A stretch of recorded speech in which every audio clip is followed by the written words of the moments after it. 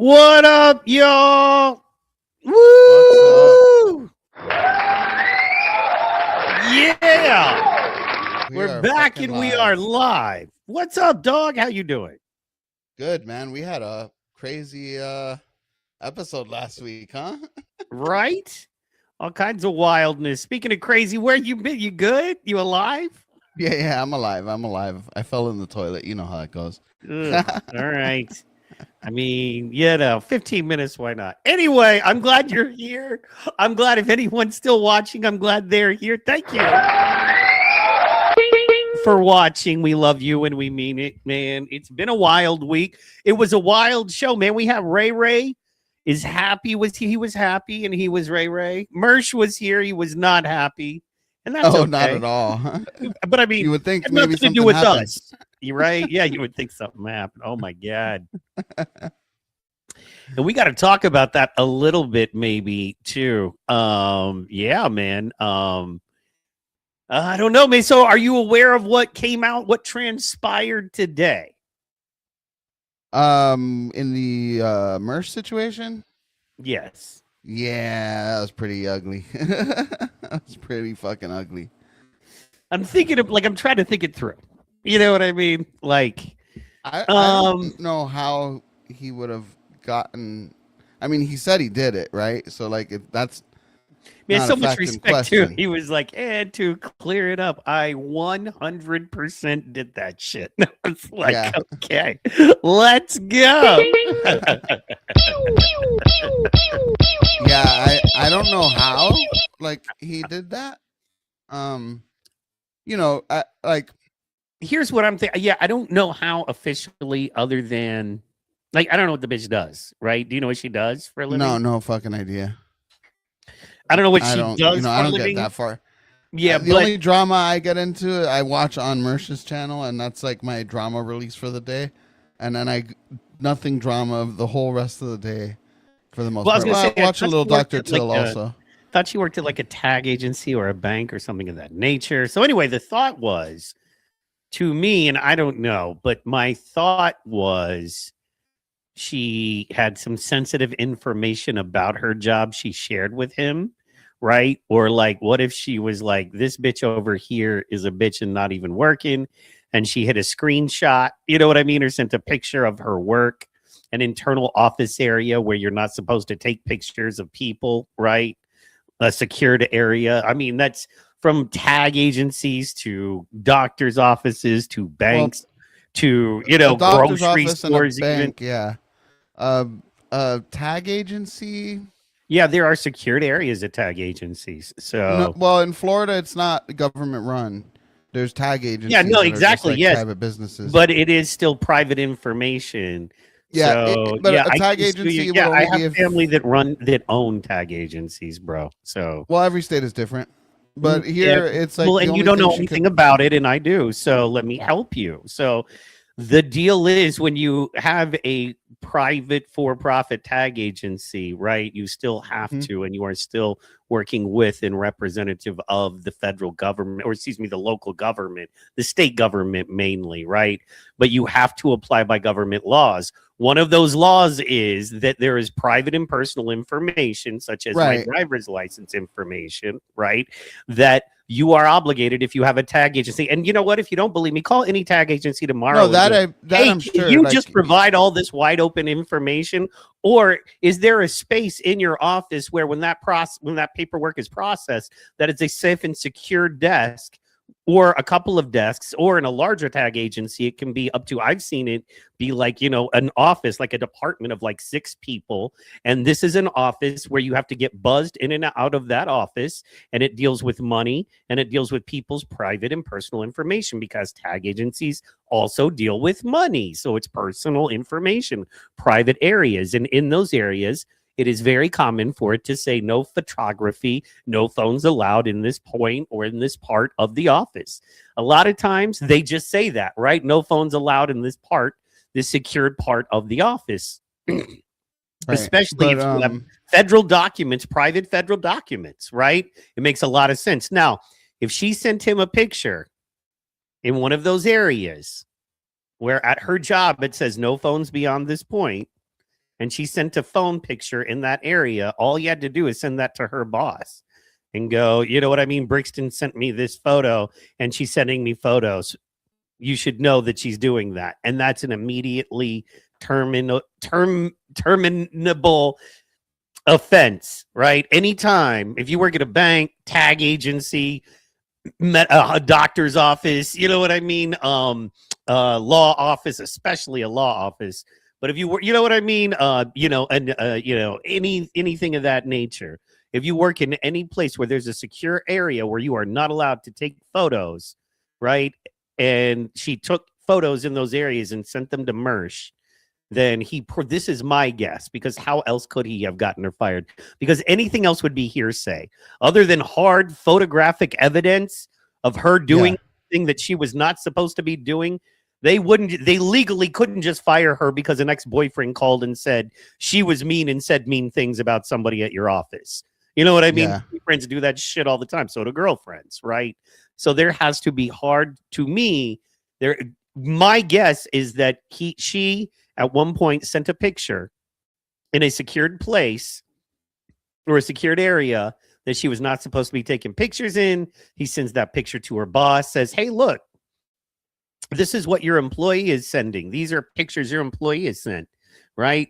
Boom, you're immediately fired. Because how else could you get immediately fired? Because he did this shit Friday night, if you remember, right? Right. So what do you think? Well, so in Florida, before arguing that tag agencies have secure areas that nobody can go into, you have to be buzzed in and out of, which every tag agency should have. Not here. And if tag agencies don't have them, don't go to that tag agency, because somebody could just walk in, pull a gun, and go, give me all of these people's private information. Then they would have all of your private information. That would be bad, because not only are you paying for things in that tag agency, so they're going to have your information there, they're also going to have your driver's license information, your record, your driving record, or access to it. That's your insurance info, your bank info. Yeah. Your registration.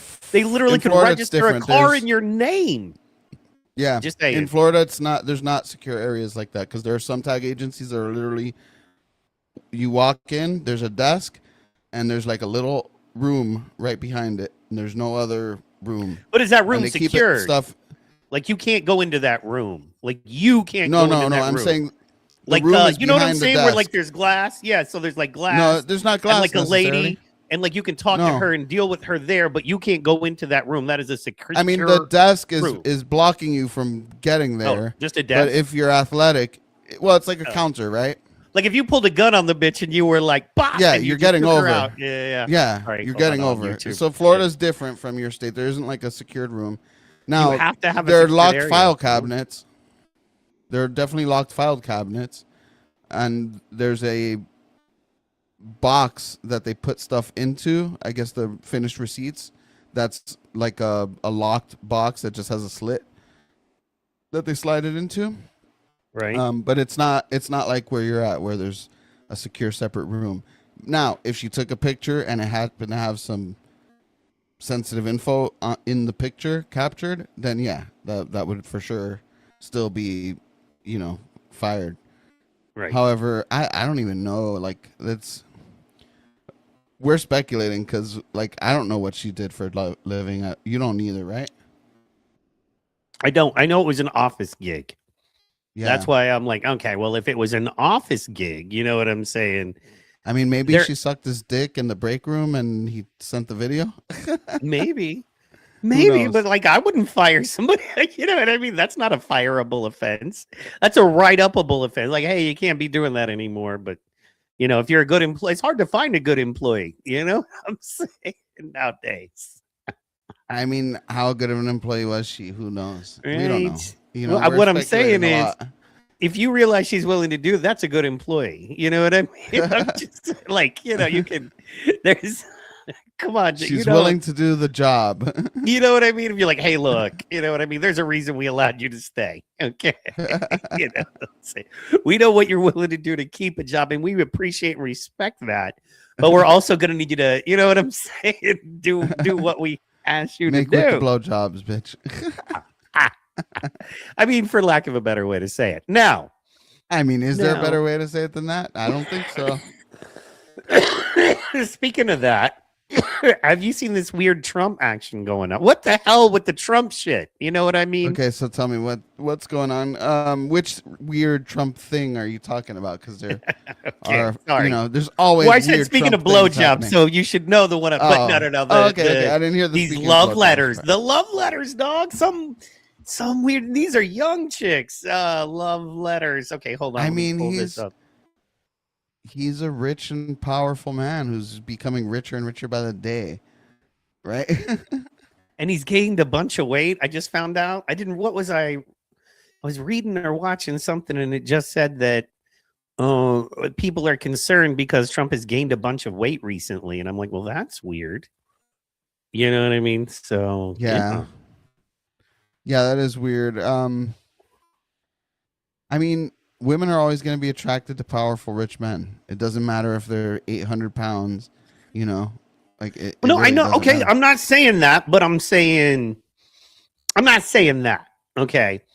Well, this is next level. Like, for instance, No, the letters were like very. well, but then the behavior, like, okay, so the plane, you know about the plane thing, right? Yeah. About Okay, how so they had you Pam found out Bondi there was on gonna- the. Yeah. Wait, you're talking about the flight where he got a bomb threat and then he dipped and left everyone. And he else made this to- chick was to the- made sure this chick was with her, and Pam Bondi and Rubio were on the plane that was going to blow up. Oh wait, I didn't Yeah. know that Bondi and Rubio Yes. were there also. Yeah, Bondi and Rubio stayed on the Oh. media plane, and this chick was with Trump on the Man. secret plane, the secret escape. I'm Word, not gonna on my lie. word, dog. I'm not gonna lie, but if that shit would have gone down, I might have been back on the Trump train. Oh shit, Ray Ray is happy is in the chat. Wait, so if What's Ray Ray up, was Ray Ray? dead, you would have been back on the Trump train? What's What's wrong up, with Pat? you, man? Pat's out there too. No, I'm saying What if up? he would have if he would have orchestrated the deaths of Marco Rubio and Pam Bondi, I might have had to been back on the Trump train. I can't with you, man. I just No, sometimes I that's can't. legit. I can't. I know, but I can't with you. You. I hate those I can't demons. with you. Well, but it's okay if Trump murders. It's like so. The big demon murders a couple of lesser demons, and you feel good about it. Good for you. Well, I mean, and he you would've- wonder why we're in the fucking situation we are in the world right now, because somebody like you wants the big demon to eat some smaller demons so he becomes a more powerful demon. He'll just find more impish demons. That's the whole point of the conversation we're having right now, John. I mean, that would have at least been some. We're swamp talking about him. drainage. Here, That would have been at least some swamp drainage. We have gotten no. no, swamp there wouldn't be drainage any thus swamp far. drainage. All Marco Rubio is the God. swamp. anyway, key excerpts from the anyway.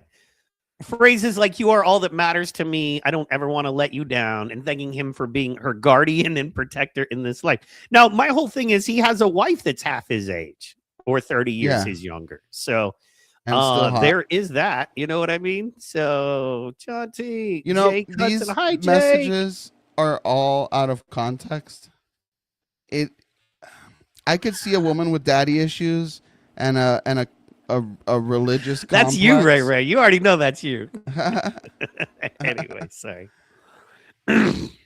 Anyway, I'm sorry. I was trying to not listen to you. Go These- ahead. What were you saying? these things are all out of context, right? Like it's just like a little phrase this- here. oh.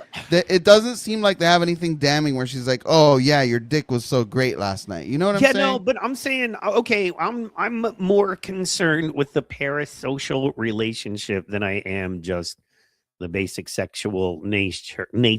Because this should be based in professionalism. You know what I mean? So Oh, come on. It's never been based. Come on. We had a Bill Clinton in office, remember?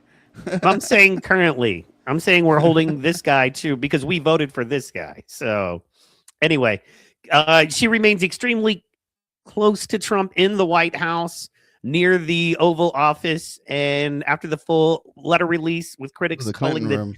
dynamic inappropriate or odd given the age and power gap and professional setting. Her estranged brother has described an unhealthy obsession. There is no confirmed evidence of a romantic sexual relationship. What do you think? What odds are you giving that Trump's dick still works? Just what do you think? I mean, there's Viagra. Yeah. Yeah, but I mean, So, 82 is 82. well, at his weight and his age and the amount of abuse he's given his body, as far as like The just Queen being of Rumble a is in the minimal building. sleeper and, Woo! you know, minimal sleep. He eats like shit. So probably naturally he does his dick work. I doubt it. This Right. is way more than I ever wanted to spend thinking about Trump's dick, by the way. Just saying. Well, welcome to a show with me. In short, it's not a batch of letters from multiple aides, but these specific ones from Harp that have drawn the love letters label because of their emotional intensity and personal tone. Coverage has focused on what they reveal about her proximity and influence rather than proving any formal misconduct. My question is, how do you think Ivanka feels about all of this? You know what I'm saying? What do you think her thoughts are? Because she hasn't said You know, anything and she's not removing this bitch right now. So, yeah. I don't think she cares. I think she kind of knows what her relationship with Trump is. And that's that. It's just she knows that it's a arrangement for money and for power and for, you know, her to have kids that are prosperous. So I don't think she, you know, he's going to die way before she does. So I don't think she cares too much. She got what Yeah, she she wanted out of good. the relationship. Yeah, I mean, it gets when you're somebody like Trump, it gets to be you're your own universe, right? And it's or you're your own sun. It's just about the people in your orbit, and people know that when your star eventually burns out, the closer they were to your sun, the more well off they're going to be as a planet. Yeah. Ivanka's pretty damn close. You know, she's about as close as you're going to get and benefit as much as anybody's going to be able to. So, yeah, man. I see But that. yeah, I mean, those messages, though, honestly, if there would have been something damning, like, oh, he's cheating on her for sure, there would have been something in those messages that they would have released. Instead, they Yeah. released a bunch of out of context clips that make her seem more psycho than she is, because undoubtedly she's definitely She's a woman. psycho. Whoa, whoa, whoa. Yes, no, you said it. You were right. You were right. Don't backtrack now. You're on my level now, bitch. No, she's a woman. There's no Yes, less yes, than that's she is. She is. She is. Yes. Yeah. So, Raise but them you know, up, like Miss I could definitely see a woman with daddy issues, and like right. a god, Just fuck anybody else. Anyway, sorry, guys. Go. a severe delusion of god worship. Like, and I say delusion as in like she just does not. Her brain is not there with the religious stuff. She just looks for signs of God everywhere, and she's wrong all the fucking time, because obviously if she's talking about Trump like that, I mean that's some fucking God worship right there. And maybe he's given her some good advice once or twice, and she's just like, yeah, you're awesome with me. You give me all this great advice, and I you know, I look to you as my shining light, or whatever she said. But there's nothing like, you know, sexual in there. I'm not saying that they didn't fuck. Who knows? I don't know that. But if there was something nefarious, I think there would have been a more John, complete but here's my picture. question: is that how does this affect the American people? Right? This woman, what are her other? You know, are you saying that she has no ulterior motives? Are you saying it's all good? He has a wife, he has a daughter, he's running the country, and he has this chick who wasn't voted in, didn't earn a position, but you know, she gets to, you know what I mean, have a high level of influence and power over our commander in chief, and I'm cool with it because he's not putting his dick in her. I mean, I don't know, John. I mean, you know what I mean. All Ray, presidents have interns and secretaries. Shit, Forrest Mo. Hey, Forrest Oh Mommy, shit, what's up, FOMO? You know what I'm saying? That's kick ass. Thank you for Fuck dropping yeah. in the chat. That's very cool. You know, every president has secretaries and interns and bullshit like that, you know, they're just regular people who get clearanced by the government and then have even a minuscule amount of influence over the president. So that's normal. The thing that's not normal is that his daughter is right there hanging over his shoulder, and his fucking parasite son's making all this money off of the presidency. You know, this feels like a distraction. This might even be something. I mean, but wouldn't you? I mean, if your father was like successful and wealthy and running the country, what would you do? You know, I mean, look at Hunter, and I'm not I'm not saying they're any better or any worse, although it kind of hits me. Oh shit, it's kind of the same story with Junior, because Junior's kind of a worthless dude. Now the other two, I think, are like, you know, not as worthless as far as human beings go. Eric Trump, I think, could be a dude as far as the, you know, New York real estate and financial dudes I've met. He strikes me as one of those guys. Like, you know, when I watch him, I'm like, he doesn't seem especially stupid or weird. You know, and I don't know. None of his sons seem. Barron seems a little weird in the sense that he's probably a little autistic, right? Like, well, like Donald Trump Jr. is very, like, you know, Donald Trump Jr. suffers from daddy neglect. Daddy was busy building his empire when Junior was born, and he just said that's why he has the show on Rumble. He's like, you know, Daddy loved me. Daddy, look how Trump I am. Look how Trump. And now that the MAGA brand itself is kind of dying, and he was kind of, in my opinion, the, you know, torchbearer for the MAGA brand. I think Junior's kind of, you know, other than the fact he's just making billions of dollars a day, fucking the American people. Trump Jr. is the what you would have gotten if Trump ended up liking that's what I was alcohol trying to and cocaine. If Trump ended up trying and liking alcohol and cocaine, that's what you would have gotten with Junior. He would have been Don Jr. But yeah, I mean, it feels like a distraction that maybe the Trump team put out just to distract from the other scandals of the money more than anything. I mean, whatever. Okay, let's just say he's fucking her. Who cares? Does it bother me? It's not like it's not good per se, but I mean, the same people telling me to be angry about this are the same people that were like, Clinton did nothing wrong. So I don't. Yeah, well, and how about this? It's like, hey, Trump, how about you fuck? If you want to fuck 20 women in their 30s that are willing to fuck you, like they really want to, and I give you 20 of those, and you can shut down this Iraq war shit, deal. How about that? You know, how about you fuck all the women that are willing to fuck? It's America. That's the cool part about it. You know, you get to fuck all the women that want to fuck you, you know? So, yeah, it's whatever. It's whatever to me. Yeah. Now, if it comes out that she's like a Ray knows all about that, but anyways. Well, Ray gets all the bitches. I know. I saw him on with Forrest Mommy the other day. They did a stream together, and all I could think and all I was screaming was, not fair.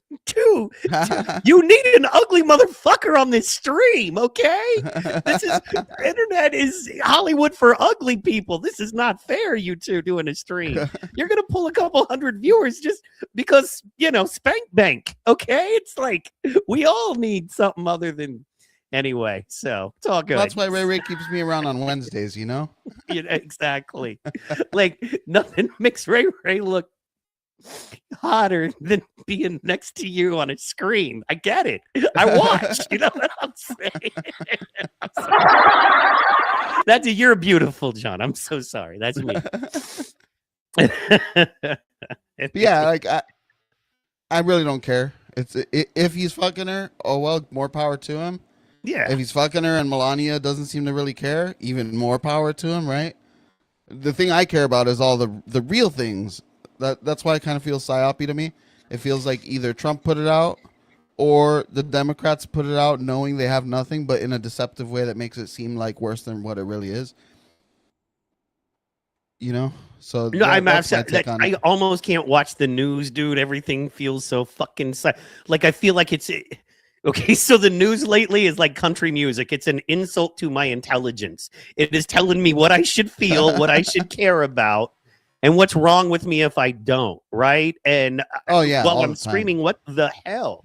Like even the stuff that you're faking, or even the stuff you're being sincere about, you're faking your sincerity. And then there's all the shit you're not even talking about. And then the stories you're not really telling us. Anyway, you already understand, man. So it is frustrating. So FOMO, the real MVP. Let's go. I agree. MVP. Always and forever. So news is so fake. It's like Anchorman was right. Oh yeah, no, for sure. What was it gonna? Oh, I wanted you were talking about something I wasn't really up on, and that was the revocation of the visas going on right now. So yeah, so See if you can find an article on it. But basically, Trump is planning to revoke all visas. Not all, but like I think it was like I'm probably wrong on the number, but I think it's like 2 million visas. Anything that's like a temporary travel visa, anything that's I don't remember what categories he said, but you know, it's kind of weird because at the same time he's doing this, he has the Republicans in Congress who are actively pushing for amnesty for the people who are already here. It's kind of a weird thing to me. 200,000. Wow. Oh, it's I don't look- 200,000? Okay, so I was wrong on the number. Oh, I don't. Can you bring it up real quick on the screen? Yeah, I got you, dog. Do it. Oh, it's already. Oh, it's. I got it. It's up on one. See, no one said I was the smart guy. All right, can you read that? Do I need to make a burger? Yeah, the Trump administration is preparing to revoke up to about is an interesting way to put it. 200,000 temporary B1 and B2 business and tourism visas held by people who entered the U.S. as short-term visitors but later applied for asylum or are seeking it. Okay, that's good. I mean, Yeah. realistically, everyone who's applying for asylum, like asylum is like, I'm a Colombian and the cartel is after me because I was loyal to the police officers, but the police officers were also all dirty. So now they're trying to kill me and my family. That's asylum, right? Correct. Well, and it was, correct me if I'm wrong, but under Biden, it was a loophole in that all you had to do was get across the border and say asylum, say the word asylum, and they had to take care of you, right? Yeah. Yeah. Once you were in, they wouldn't make you wait in the place where you came from. They would just transport you to a place where they allegedly somehow keep track of you, which they didn't at all. Crazy. Yeah, so that's, well, I mean, it was crazy times under Biden, right? Ugh, man. It was the Man. worst of times. It was the worst of times. You know, although is it? I don't know, man. It's they get you. You know what I mean? If they're not kick you in the balls, they're, you know what I mean, punch you in the face. Because I feel like, so under Biden, I felt like we were looking at a social and moral collapse. And under Trump, I feel like we're looking at a societal and structural collapse, if that makes sense. You know what I mean? And I feel like both, and the whole thing is, you know, the people at the top have orchestrated it this way. So no matter which guy you pick, they're you know what I mean? Their goals are being accomplished. So, I mean, yeah. If you want to get into that, like really what they do is, right, they have the two sides. They control the two sides, right? And so what they'll do is, no matter who gets in, they'll just push a different aspect of their agenda that fits with that side. The problem is, it didn't matter who got into president. We were still going to war with Iran. The Ukraine war, obviously, the guy who said he was going to end it is still sending them billions and billions of dollars. So the Ukraine war would have continued. And the economy would have collapsed no matter who was in, right? Because you can't just print 40, you know, we're 40. After the big, beautiful bill, there's, I think, like one or two more things that go through in the next year or two. Not counting whatever spending bills they put through in the rest of his term, we're at $42 trillion of debt. Like, there's no coming back. We're paying over $1 trillion a year in just interest payments.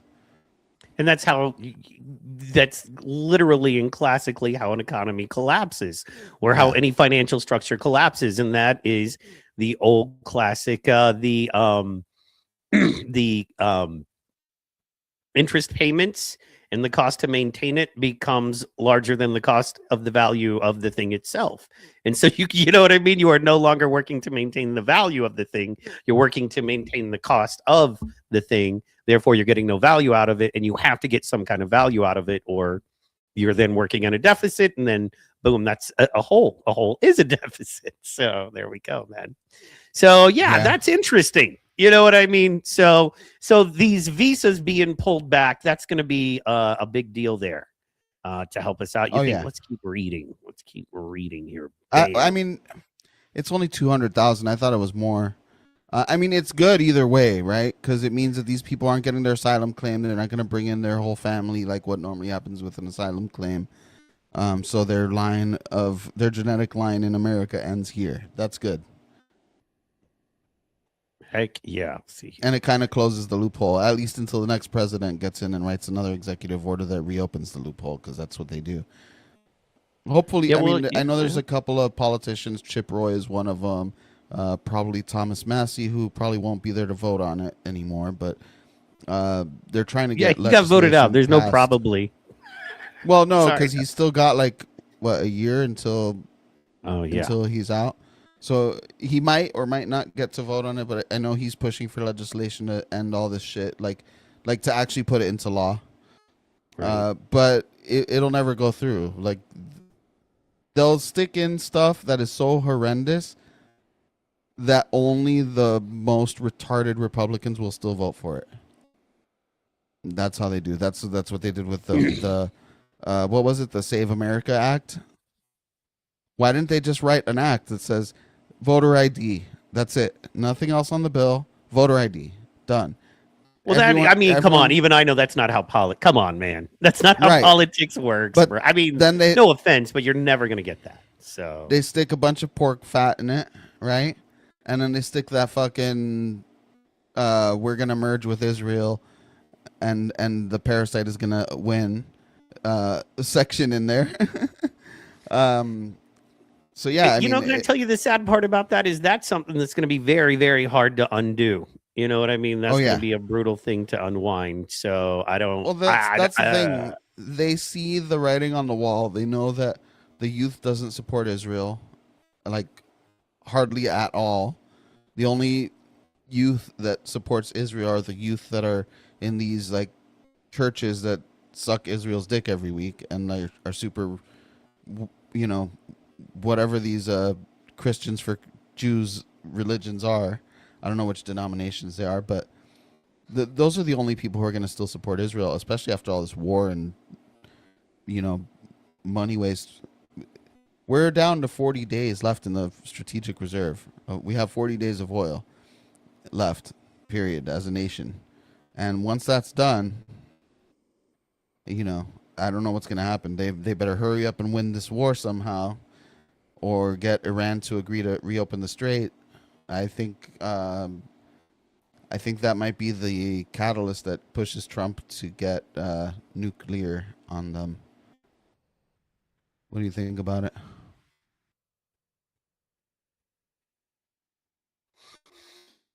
I don't know, man. Trump is in a weird spot right now, right? And that's what worries me. That's what concerns me. Because, okay, so if he was just sold out and going the way of the other guys, it would be one thing. Okay.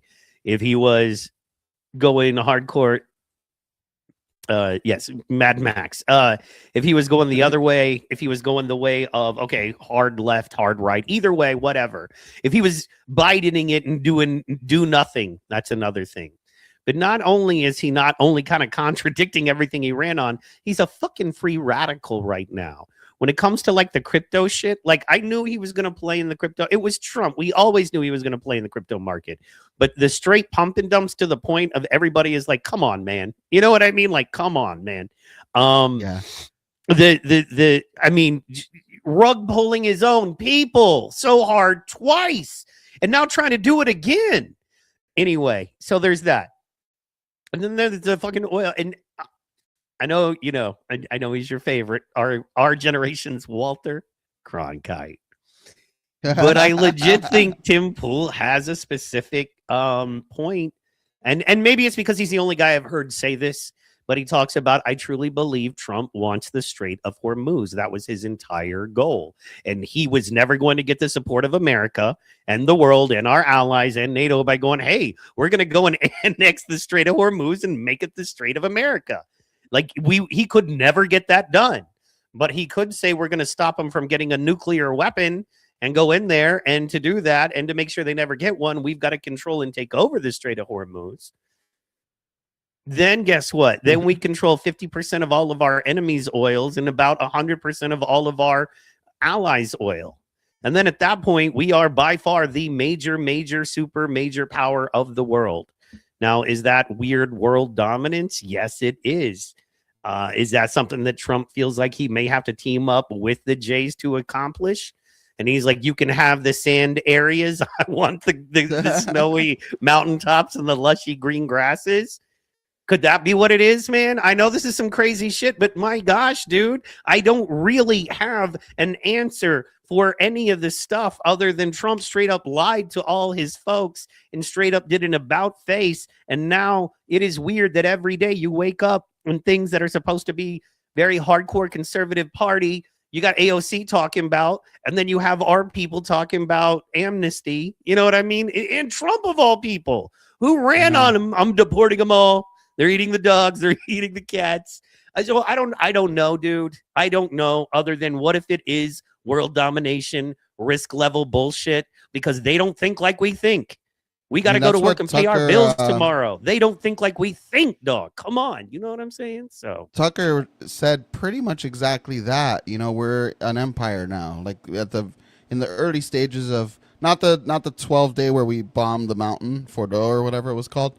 But once we got back into it with Iran, Tucker was saying, he did a whole monologue like, we're an empire now. Like, we need to get used to the new normal, basically.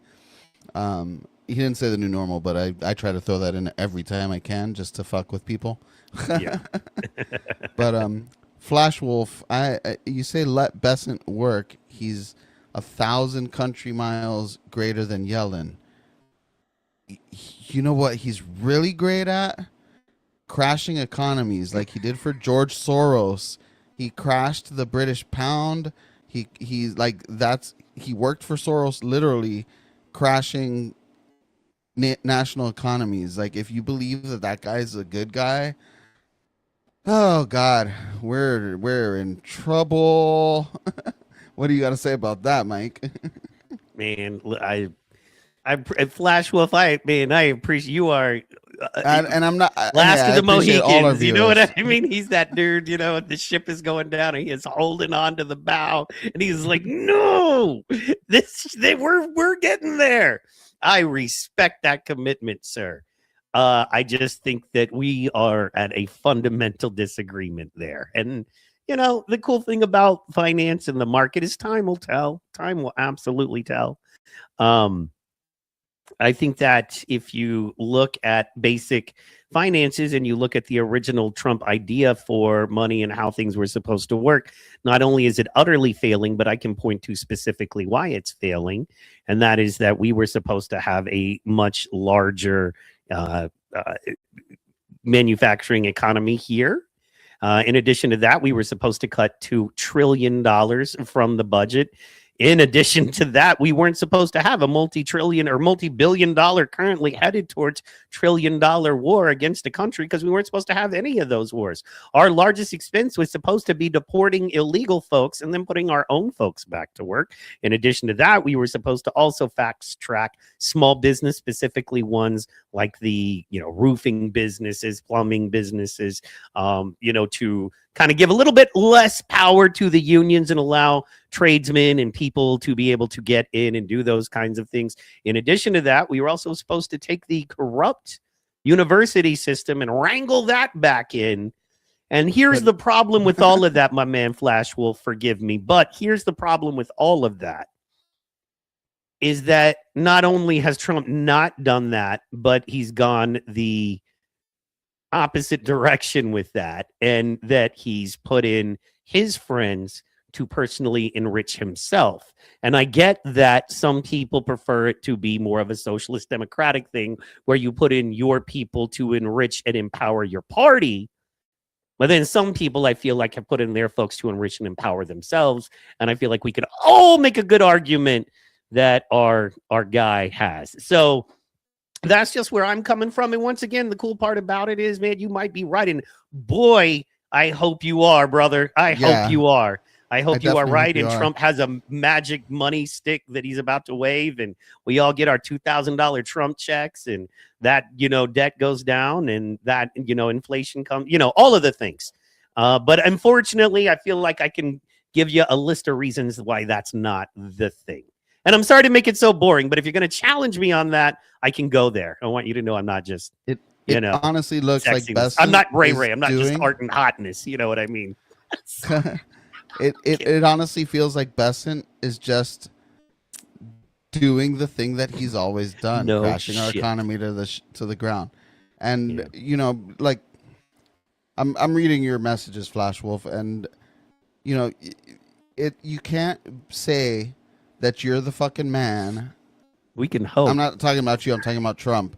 He can't go around saying I'm the man. I'm the one who can fix all this, and be the boss. He's the president, and then when everything starts falling apart, saying, "Oh well, they played bad. They were unfair to me."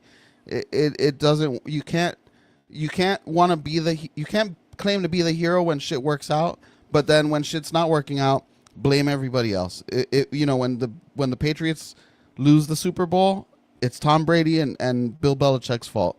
When the Patriots win the Super Bowl, it's Tom Brady and Bill Belichick's win.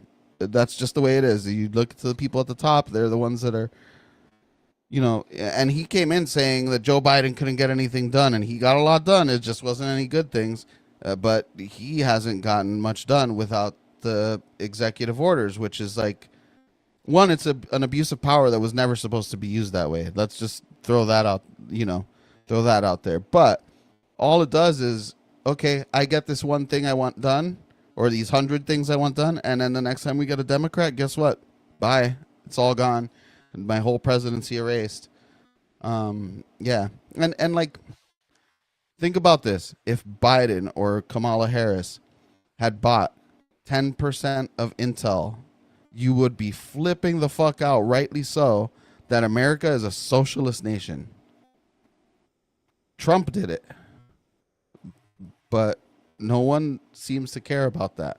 Like, you really should look to what he's doing and your own actual positions that you had before this term, because he's not living up to anything that anyone who voted for him wanted, except for the big tech oligarchs who wanted the data centers, right? They're getting all they wanted. And that little nation in the Middle East who wanted us to do all these wars.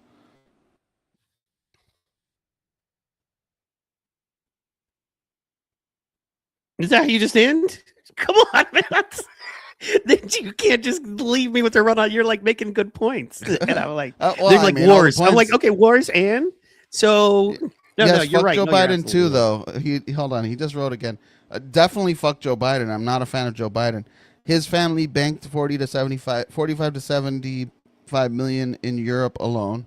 Okay, Trump has banked billions, and his inner circle has banked billions, and he's selling access to the API so that people can get his tweets and have their bots trade on his, not his tweets, his truths that he truths out on Truth Social before everybody else. It's like the biggest. It's like what Nancy Pelosi wishes she could have done. Like he makes Nancy Pelosi look like a fucking petty thief. Like, come on, like you got to open your eyes on it. I can tell you what's going on, but if you fail to believe it, then you fail to believe it. Fair enough, man. I think at the end of the day, like I said, the cool part about this all Flash Wolf is that, time will tell when it comes to the economy, and like I said, I am 100% with you. I hope I am wrong in all of the. Definite. Yeah. And that's, yeah, that's, but that, I'm not even going to get into all of that. I tried not to. Yeah, that 250 is tiny, bro. Believe it or not, that Trump has made is scratch. 2-point-something billion, and that's not counting what his insiders have made. Like Pelosi is small crime compared to Trump as far as the trading goes. Absolutely. And hey, speaking of being a puppet to the system and the market and working the system and the market, I think this is a great story to roll right into. Bam. My girl, you know what I mean? Let's holler. You know what I'm saying? Who is it? Lindsay Clancy in the building. Hey, girl. I thought you were know going to say what I Lindsey Graham. No, she dead. But Lindsay Clancy, on the other hand, let's go, girl. You know what I'm saying? I want to see if maybe me and Mersh and Lindsay Clancy can all do a double date with Lauren Boebert. You know what I'm saying? Because you know what I'm saying? You don't have to worry about getting Lindsay Clancy pregnant, you know. Let's go. You know what I mean? Sorry, I'm terrible. So. What's this thing about mortal sin? Oh, they mad about it. We're gonna get into it. Let's see here. Ray, strong and courageous. Yes, Ray. This is nuts. Actually, it is nuts. I'm trying to make a little fun of it. And as you know, this is Court TV, so they're giving us up to the moment, up to the date, or up to like the minute date on it. So this was as of today.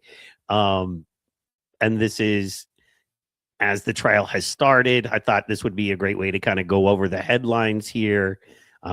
They've raised over more than $800K. We'll start out here. So they raised over more than $800,000 for Lindsay Clancy and her family. And the goal was $2 million for them. Correct. Former mother-in-law says Lindsay Clancy was begging for help. Susan described her former daughter-in-law as a loving mother who struggled with postpartum depression. I want you guys to start to get a picture as we read these headlines. And then 5 days ago, doctor reveals what Lindsay Clancy said in her first phone call after killing her 3 children. She has now, as we know, blatantly admitted to it.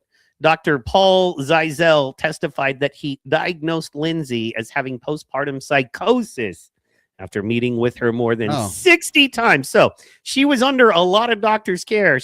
I can't tell you how much I've met with my doctor in the past 10 years, but I doubt it 60 times. So there's that. No, Team Lindsay. Sorry, go ahead. Short of coworkers, I can't tell you anyone I've seen more than 60 times in the past, any amount of time over the last 10 years, even probably. Right. I don't even think I saw my girlfriend that much when I was living with her when I had one. You don't stop it. Okay. It's just, oh no. I don't want to get into that. You know what I mean? Come on, bro. We're having a good show. Don't make me be a bad guy. Anyway, sorry. I'm sorry. I love you. I think the internet is going to view us as bad guys anyway, because unfortunately, just that. Not to stay on that segment for too long, but man, there's just so many people who just cannot see Trump for what he's become. Like, I was a true believer. I really was. I voted 3 times for the motherfucker. Me the too. Last one, I didn't want to vote for him. The second one, I was kind of like more in favor than not. The third time, I didn't really want to vote for him, but I did. No, Ray, I had a girlfriend. I don't have a girlfriend still. I'm saying when I had one. We gonna get him one, dog. We gonna hook him up. I got people in South Florida. I got people in South Florida. We gotta go. Also, Ray, I want to ask you, man. I know it's so tacky to ask you while we're live on air, but hey, welcome to the Trailer Park Show. I don't know if you know, but I work with epileptics and epilepsy folks, man, and I would like to talk to you about potentially commissioning you to do a little bit of work for us. So if you want to think about that, let me know. And I know I'm super tacky for asking now, but I wanted to remember because I have short-term memory loss having epilepsy. So, you want to attack a dude with a disability? Cool. Otherwise, you can just be cool about it. So, yeah. He's got 2. Yeah. He has 2. Ray, no strippers. Strippers are just for fun. They're not for... Dude, stay away from strippers, John. You're so much better than that, man. You just wait, dude. You're going to get a good girl because you're a good dude. I think other than the cigarette smoking, I think it's just kind of currently in today's dating market, cigarette smoking is such a thing. Like they say that like 64% of all single women say it's a turnoff. And I'm like, that's hard, bro. You know what I mean? Because that limits you to 36% of open dating women already, right? So, but other than that, dude, I think, you're a smart guy, you're a nice guy, you know what I mean? So there are uglier people out there, I think. I don't know, but I'm sure. And I'm kidding. I'm kidding. I love you. Yeah, dude, I wouldn't say I'm a nice guy. I'd say I'm a patient guy who blows up. Right? I have the patience of a fucking saint. However, the patience wears thin. And with politicians, there's no patience at all. That's one thing I'll give you. Does Ray want to come on, dude? You want to invite Ray on? We can talk more. Ray, do you want to come on or something? Is that what you're asking us? Stripper pizza place. Those are awesome. I like the stripper coffee places too. You know what I mean? And go in, get some coffee and some titty. It's a great combo. It's a great combo. Ray, I'll send you a link just in case you want to jump in. No pressure. What did you expect? What did you expect was going to happen? He was indicted in court for years, had to win to preserve his freedoms. Seems he decided to go non-term limited DC lifer game. What's he talking about there? I'm thinking he's talking about Trump taking all the billions from the Americans, I think. Yeah, but here's the thing though, Flash Wolf. The inflation started under Trump. The big inflation started under Trump because he shut down the country for COVID, and then he printed a bunch of money to give everyone fat checks and unemployment benefits. So yeah, I mean, did Biden make it even worse? Of course. However, Trump started it. He did, and this is a little funky thing that just happened on August 20th that hardly anybody covered. President Donald Trump and former fixer Michael Cohen publicly reconciled during a surprisingly friendly radio podcast interview on August 20th, 2026, marking their first public conversation in 8 years. The two men whose relationship so the most frustrating part about this is most people, when I say this, have no idea the history and who Michael Cohen really is, who he really fucking is. And they say Donald Trump and President Donald Trump and former fixer. So he's like Trump's fixer, but oh no.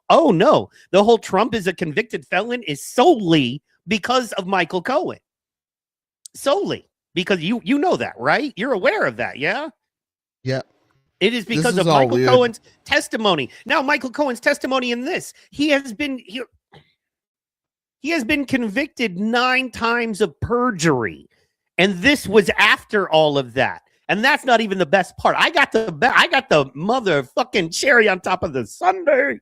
But okay, so anyway, so there's that right now. Sorry. Then there's that. Now, past that, themes of weaponization and media criticism dominated the discussion. Did you hear it? It was so cheesy. It was very annoying and very cheesy. Did you hear any of it? No, I didn't. I didn't even know that this had happened up until like 5 minutes before the show that you told me that you wanted to talk about this. Well, 5 minutes. What was supposed to be 5 minutes and it ended up being 15 minutes. Still, no pointing fingers here. Me. I didn't even know that this had happened. It was that much far off my radar. But it's weird. It doesn't make sense. Like, okay, so Cohen first lied for him, right? Wait, hold on. Was Cohen the one that went off with Stormy Daniels and defended her, or was he the one that, or was he the one that paid her off and then said he paid her off with his own money and then turned his back on Trump and testified against him afterwards? He did that as well. Okay, so this, yeah, and then he got a show on CNN, didn't he? And he was also the motherfucker on the stand. He was also the motherfucker on the stand when Stacey Plaskett, representative to the BVI and the Virgin Islands, what up, Ray? Whoa. What are we doing? What are we doing? I'm about to drop a huge What are we bomb doing? right here. Hold on, What man. are we And doing? you know What what? are I you gotta have the Plaskett. Wait, a huge bomb about what? What are we talking about, boys? I'm about to drop bombs on how Trump is shady. But bro, we already know that he's selling early access, like John mentioned earlier, to his Twitter account, bro. He's like shortchanging. He's got the meme coins going for both him and his wife, bro. Like, what's that all about? Yeah, we know he's shady, dog. We know. So that. watch this. So, so this is Michael Cohen, right? So you want to know a little bit about Michael Cohen? This is Michael Cohen. This is a little bit of his history right here.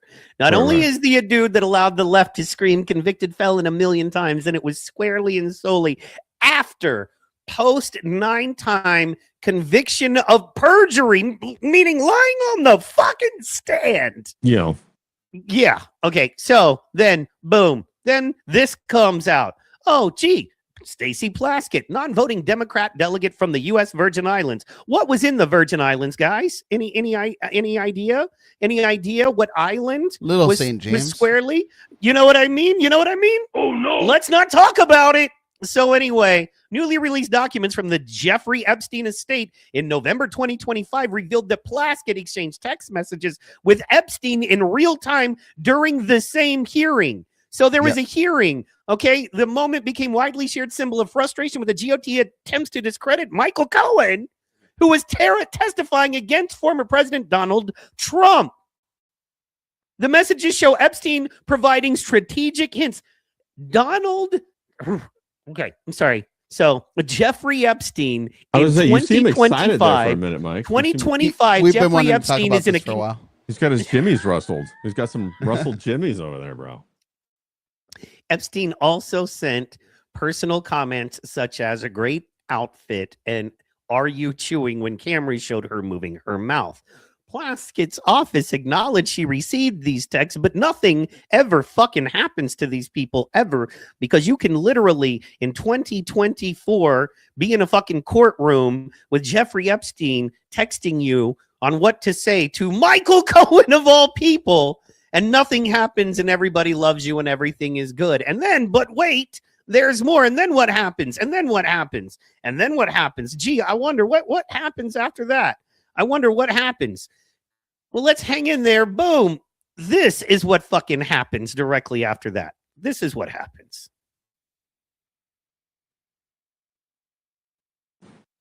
Is it going to boom?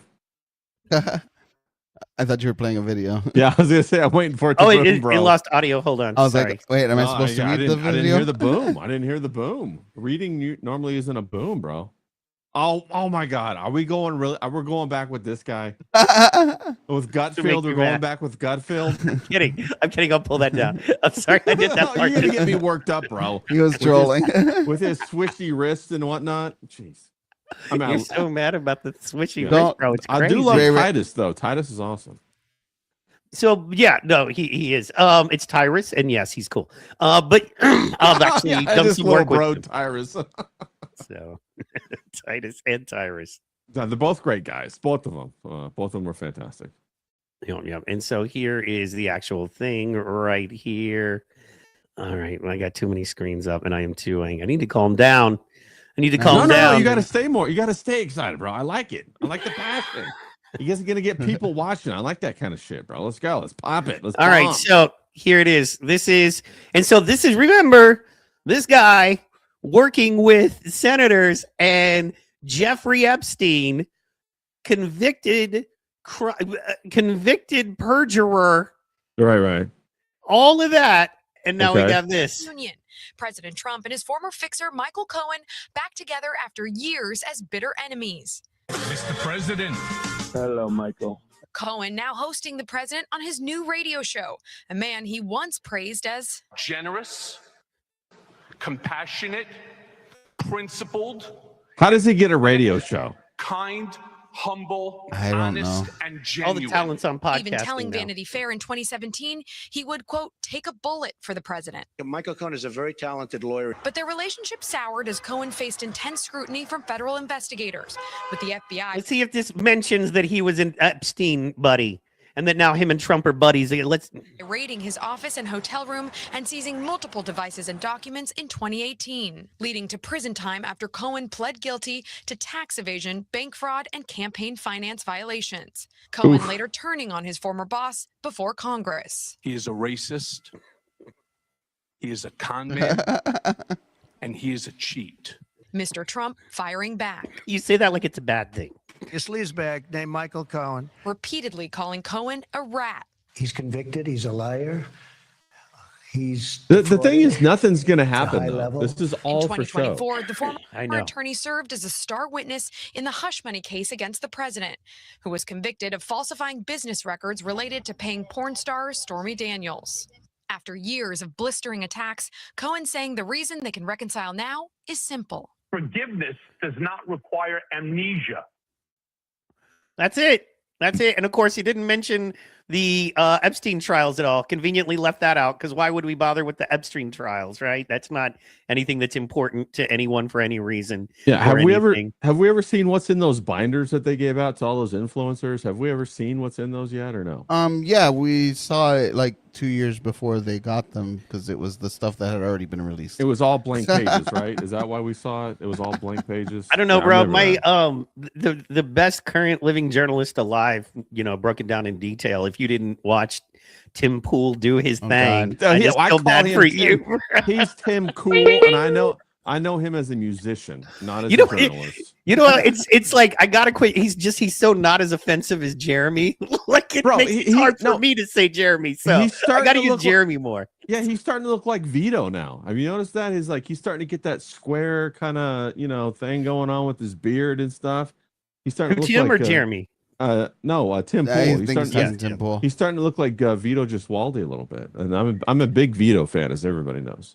Like I said, man, Tim is at that. Like Tim did the thing and played the game and did the thing and made his mistakes. Oh but shit, we got shout out to Brandon out there. Shout out to Brandon. We got was that let's Go Kaboom out fucking there? go. I'm guessing And you know 'cause what? He it's got got married, had explosion. some kids, and he was like, "Fuck this! I want to make enough money to be able to raise my baby and be left the fuck alone eventually." I think so. Now he might be a little Yeah. bit of a hustler, but let him have it. You know what I mean? Yes, that it was a yes, Kabuki theater. I completely agree, bro. It's all theater, man. It's all theater. It's all deep state operatives that are in podcasting now. It's the new wrestling, the new WWE. I even think that Andrew Wilson Candace thing was like fucking bullshit. They got BPD to fucking You moderate actually that. just brought that up right on time because that was the next thing we were going to talk about. Let's Actually, go. Let's go. Was That's what I it? do. Yes. That's what I bring to the table. I See, mean, we that's- were going to talk about it at some point before. That's the why end you of the guys show. bring me on as a third mic to do color commentary and transitions, bro. That's my Not because of specialty. your looks at all. No, we don't no, bring you I'm- on because you're pretty at all. No, I'm a knuckleball pitcher exclusively for the late innings. That's 100% It's for your true. talent. It's That's totally for your talent. That's right. So- That's right. Exactly. And my mustache wax. We respect you for your opinion. That's Wait, right. you use mustache wax? You mean No. that curl is not natural? No, actually, I use coconut oil. The kind of stuff you get at Costco. A little bit Yeah. of dab of the I know it coconut well. oil. I Put it right use it. there. It's fucking fantastic, bro. What do you It use just- in your hair? I got Jeez. nothing in my hair right now. It's just fucking doing its thing. Jeez. He I doesn't thought he know. was talking to me. Oh yeah, You can't tell me your hair is like that's not C. That's That's what I wake up as. I just run around with my hair like this, bro. Back when I had Yeah. hair, my hair was very like yours. Exactly. fucking 100%. whatever. Yeah. It's just woke up like this. I hate you. Yeah, that's- bro. Oh, I just fucking woke up. I've been drawing the ladies and Yup. shit like that. That's, Oh, what, that's shit. what I got going on. This is what your hair would look like if you really like just we're working. And No, just you got like a busy all hat day. hair. No, you were just wearing a hat. My hair does that sometimes when I wear a hat, bro. Yeah, on the Yeah. hat all day grinding. You know how it is. Yeah, So, bro, I do. You're out Lucky. there planting tomatoes and all that good stuff. I got you, dog. You're gardening. You're out there planting Planting seeds. tomatoes. That's yeah, right. absolutely, Getting that absolutely. shit going.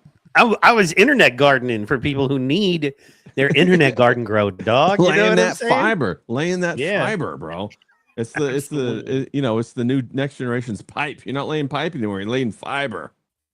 And that's the thing, Flash Wolf. I feel anybody who took that Andrew Wilson, Candace Owens debate seriously, like you really took it seriously, like I think I want to sell you some property. Okay. Yeah. Look, it's underwater right now, but dude, I'm telling you, man, drought. Okay. Yeah, we all want the spectacle. That's what it is. And that I think So- that they know that. They're trying to give us a spectacle to watch, to consume our attention.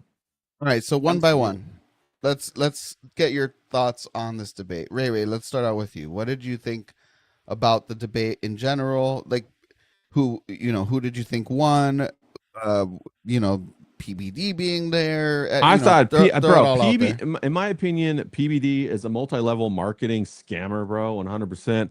I think I try to watch his shows. They're boring as fuck. The only show that I really like was he interviewed Anneke Lucas, and she was trafficked by the Rockefellers. Anneke, yeah. And that was a fantastic interview, but just because of her, he treated her poorly, in my opinion, and kind of exposed himself. Not a big fan of him. So I think he's a flaccid penis that was just there to try to like make it look like a debate. This was really a show. I think Andrew Wilson paid $300,000 in order to like produce a spectacle. I thought it was going to be some kind of blood sport with a pregnant lady, bro. He was crazy. He was like vibrating around the whole time because he couldn't smoke in her house and doing his fucking 7th grade tactics. Okay, you name one. Go. And I was just like, bro, get this fucking guy out of here. Candace Owens has her crazy theories. Some of them are fucking out there, and some of them, like, she didn't know some of the stuff that she was talking about, like the degradation of the DNA and different things like that. And she actually, I was watching Nick Rekieta talk about some of the court proceedings or the legal proceedings, and she used some of the wrong words sometimes. No big deal, no harm, no foul. But I thought from that perspective that Andrew Wilson came off looking like a complete slime ball. And then he went on the Crucible later, which is his show, obviously. And he said, complete and total victory. Let me plant this flag. And I exposed everything. And I was kind of like, bro, this is just to make money, dog. And people want to watch the spectacle. That's why we go watch wrestling. We know it's not real, right? But we want to watch Hackshaw, Jim Duggan slap a 2x4 across Roddy Piper, bro. And then were the good old days. Yeah. So what did you think, Mike? Ray liked no one in the. It was like watching The Wire and having morals. I like no one in this show.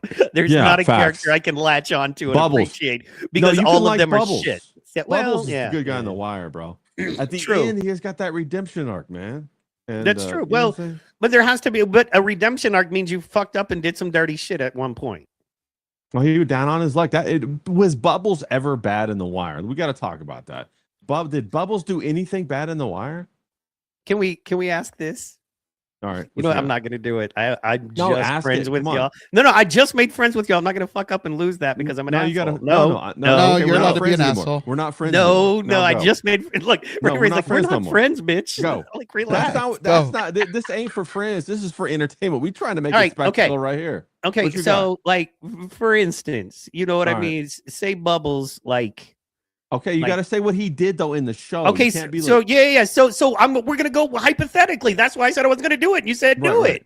Okay, so hypothetically, Bubbles falls in love with a girl. Okay, then that girl breaks his heart, does some nasty shit with, like, say, one of his homies, right? Okay, but then he's so in love, he has her back into his life. You know what I mean? Okay, and then she's even dirtier and shadier, right? Is he going to get her fired from her job? But Bubbles has a code, and that is, keep that street shit, you know what I mean, out of my relationships. Fair. But she don't keep that street shit out of them relationships, to the point of he's like, look, bitch, if you don't stop, having your brother come by and fire on my house, I'm going to have to fire back. You know what I mean? Enough is enough. And she laughs at that and is like, oh, you's a bitch for, saying that nicely. I'm gonna pull out the AK now. And he's like, okay, well, you done, you know what I mean? You done pulled the card. Right. So, I mean, a lot of people are like, oh, he had rules and he had this and that. And I say, here's the deal. Okay. Okay. What's the deal? Fuck all of that. You push a man to a certain point. And all he has is survival. Okay. A man will literally, for instance, Okay. Yeah. Taken, and I know Ray, I think you have too. Yeah. Lifeguard classes, basic lifeguard classes. Yeah. What's the first thing they teach you? What is the very first thing they teach you in lifeguard classes? Don't jump If in the someone water. is drowning, do not swim towards or get near the person that is drowning. Why? Right. Because They'll they pull will you under. grab on and pull you down. Is that their Yeah. intention? No, of course not.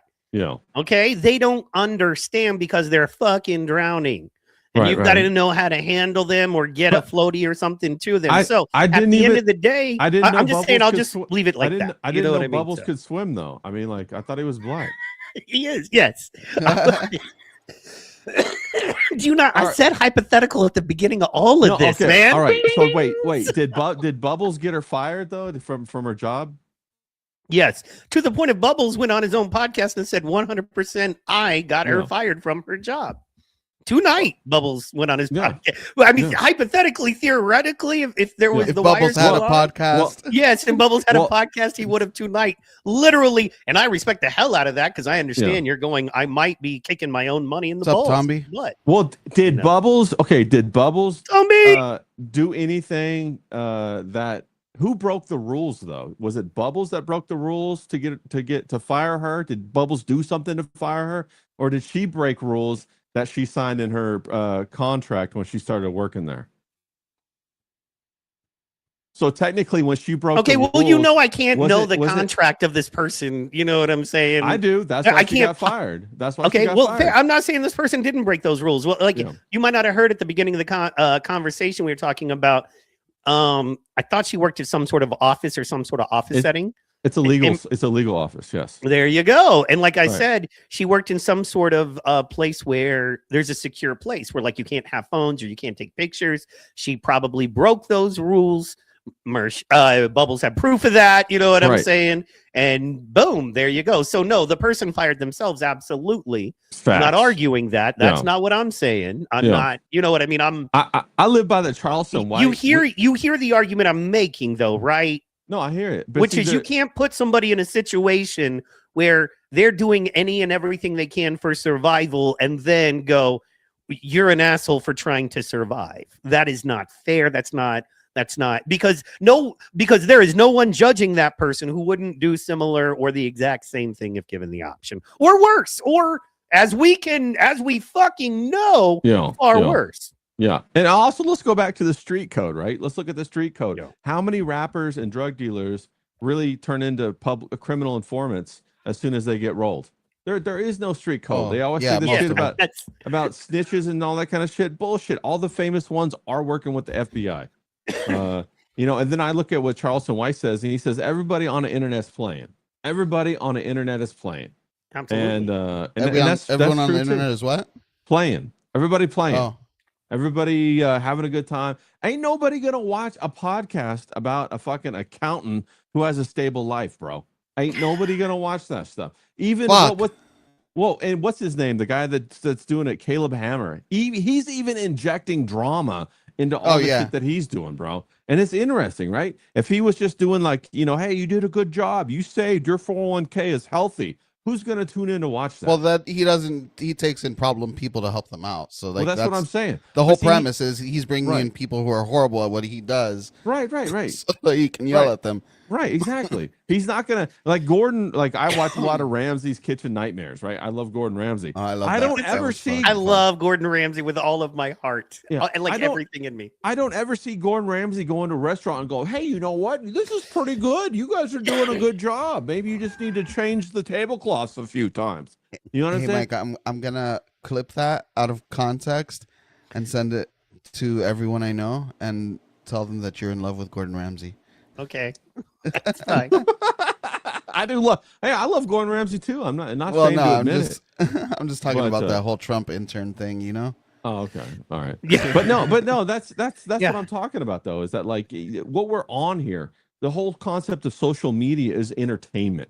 Long ago, we left the realm of the YouTube world where people just made connections, right? That was like 2012. I don't know when YouTube started monetization. I think that was like in 2016, 17, 18, somewhere in there.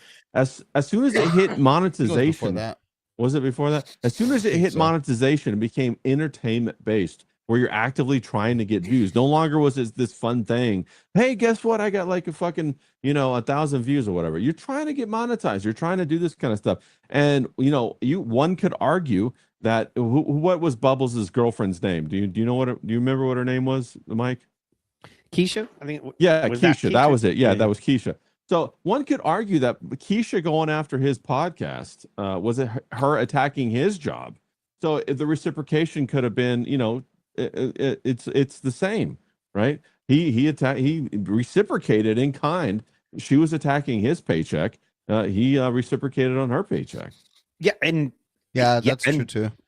and you can even go one further. And, I mean, there's plenty of ways to look at it. And if it's, well, this dude said this thing and then he did this other thing, and it was like, well, he said this thing till something else happened. Guess what? There's not a human being on this planet that I know that didn't believe one way until something happened to change that belief, or they still believe one way. Right. I know guys that were straight hardcore criminals that believe in Jesus now, and it's because something happened in their life. I know dudes that were banging a lot of chicks that are happily married, and Yep, you know what I yep. mean? Have one Well- wife and babies and have no desire to have any other, because they met something happened and it Yeah. changed them. If you would have talked to them 1 week before they met their wife, they've been like, dude, bang 5 chicks a month. That's the best Yeah. way to clear your head and be happy. Then they met their Yeah. wife. 8 days later, they're a different person for the next 50 years of their life. Now, unfortunately, on the internet, no one allows that. So, you know. No. People do allow that. That's the thing that you don't. That We do. Not you. We do. No. Everybody does. Everybody does. And I'm going to tell you why everybody does. Everybody allows it if the person who's conducting the orchestra, the magician or whatever, Bubbles in this case, can smoothly transition this into an entertaining arc. If they can do that, then people are going to allow it. It's like it's going to stand-up comedian, right? You'll let the stand-up comedian take you places because you know he's going to bring you back somewhere hilarious. He's going to put you back on your feet. So you're willing to go through that emotional roller coaster with him. Now, if Bubbles can do that, people will give him a wide latitude to come back and land on his feet. And they'll say, yeah. Well, we agree. Ultimately, the audience is addicted to the entertainment. Whoever produces the best drugs wins. That's the name of the game here. It's not about a code. It's not about anything like that. It's about who produces the best entertainment. Who is everybody going to be talking about tomorrow? That's what this is all about. I mean, we're buddies with Mersh, and we've talked about his situation. We're talking quite a about bit on Bubbles. Bruv Who's Scene, Mersh? right? Who's this Mersh Bubbles. guy? We're talking about Bubbles. Bubbles. Everyone in here knows who we're talking about. Even the chat is. So here's- I buzzing don't. with I'm it. confused. I've never heard. Let me Wait, get did my something take on happen? it, right? Did something happen with our homie? Did something what's happen going with him? I don't know. Because I'm It's just, something- I'm talking about like Wire season 8.5, bro. That's It was right. Like That's right. director's cut. You would have had to have gotten the box set of the DVDs. You can't even download this I think information Walter, off the internet. Yeah, anymore. Walter Goggins, I think, get a guest appearance on season 8, bro. A justified crossover, bro. It was. I was gonna say it was the justified lead-in. I'm brilliant. That's go. that. There you go with that for that. Now, and I agree with that. My concern, and I'm wondering if Bubbles' best course of action is to just watch body cam footage. No. I don't think so either. No. But I'm wondering what the thing is, other Well- than I think you gotta like just lean the fuck. I did it. It's who I am now. Welcome to me. No. You don't like it. You know what I mean? No. Just own it and ride No. it. Ride that pony. That's No, that's too The one-dimensional. reason he's watching body cam footage, though, is because she has kind of, in a lot of ways, fucked up his money. Because everyone he watched is now talking about his situation. So if he watches those people, all he has to do is continue to comment and relitigate his situation, yeah. which Steel toe was already brutal has tonight. him fucking, down. And I mean, you saw him in the bathtub stream last week. I mean, he came on, he had a great time, but he said he was feeling down. He's been very open about that, even on his show. So Yeah. I think that he doesn't I want to still keep think so. relitigating his situation. No. So he he can't shouldn't keep do that. watching No. those people. So all he has is finding other shit to watch, like body cam footage. Well, and I think that now's the time to reconnect with like homies, new relationships, whatever, and find that camaraderie, and Yeah. kind of now it's about that talent of that rekindling that stand-up comedic spark that was in him, and then using that to become the entertainer that he was, that he is, that he can be. I think that's what it's all that about. he will be again for sure. I have no doubt. Now, I like to think of myself as an idealist, and I'd like to think that I wouldn't have done what he did. But I'm not in his situation, and I don't know what kind of pressure and shit he's feeling on it. And she did ruin his money. Let's be real. There's a lot of factors going into this. I agree with you, John. I don't know the whole situation. I'm not pretending to know the whole situation. I don't know it. There's Something really interesting in nothing- the chat. Little something interesting in the chat. It's from Flash Wolf. I'd say it's 50-1. Nightcaster Bubbles isn't the only person she shared her employee info with. Facts, bro. That she thought Yeah. was Flash funny. is my homie in the chat. Yeah, me and Flash are vibing on that. Facts. Yeah. Flash, yeah. I like, see, that's what's cool about what we do here. Flash can go, hey man, I think Trump's driving the economy in the right direction. I can go, Flash, I think he's not. And then I can go, but time will tell, and you might be right, and I hope you're right. And then we can move on and agree on other shit. That's why we do what we do. Let's go. Yeah. And then Goat says, shout out Goat Explosion. We love you. I don't support leaking to her boss, but it sounds like she pushed him to his absolute limits. Like, yo, pack it up and leave well enough alone. I Yeah. agree with all of that too. And then Shout out to Brandon out there. That's what I'm Yeah. talking about. He's the homie. credit to real homie. Nice Wave. He told her to stop, and the bitch couldn't. I agree. He didn't say bitch. I did.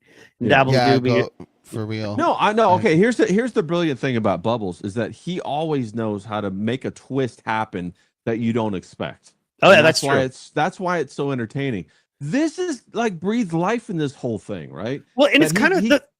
Sorry, I was he just gonna say the keeps- funniest part to me is, like, dude, Medicare was the king of all internet and went after Bubbles. You know what I mean? Like, Yeah. seriously, like the president went after. Like, you think this is gonna stop homie from being homie? And you Yeah. know what I mean? Yeah. Making over $100,000 a year, being just talented and funny next year again. No, I like, don't relax. You know what I This is mean? a Like, small this dude hiccup is in his still going to life. be better than 95% of the people who want to do this when they wake up tomorrow. And once again, we've watched our guy go through hard. Mike David was a monster.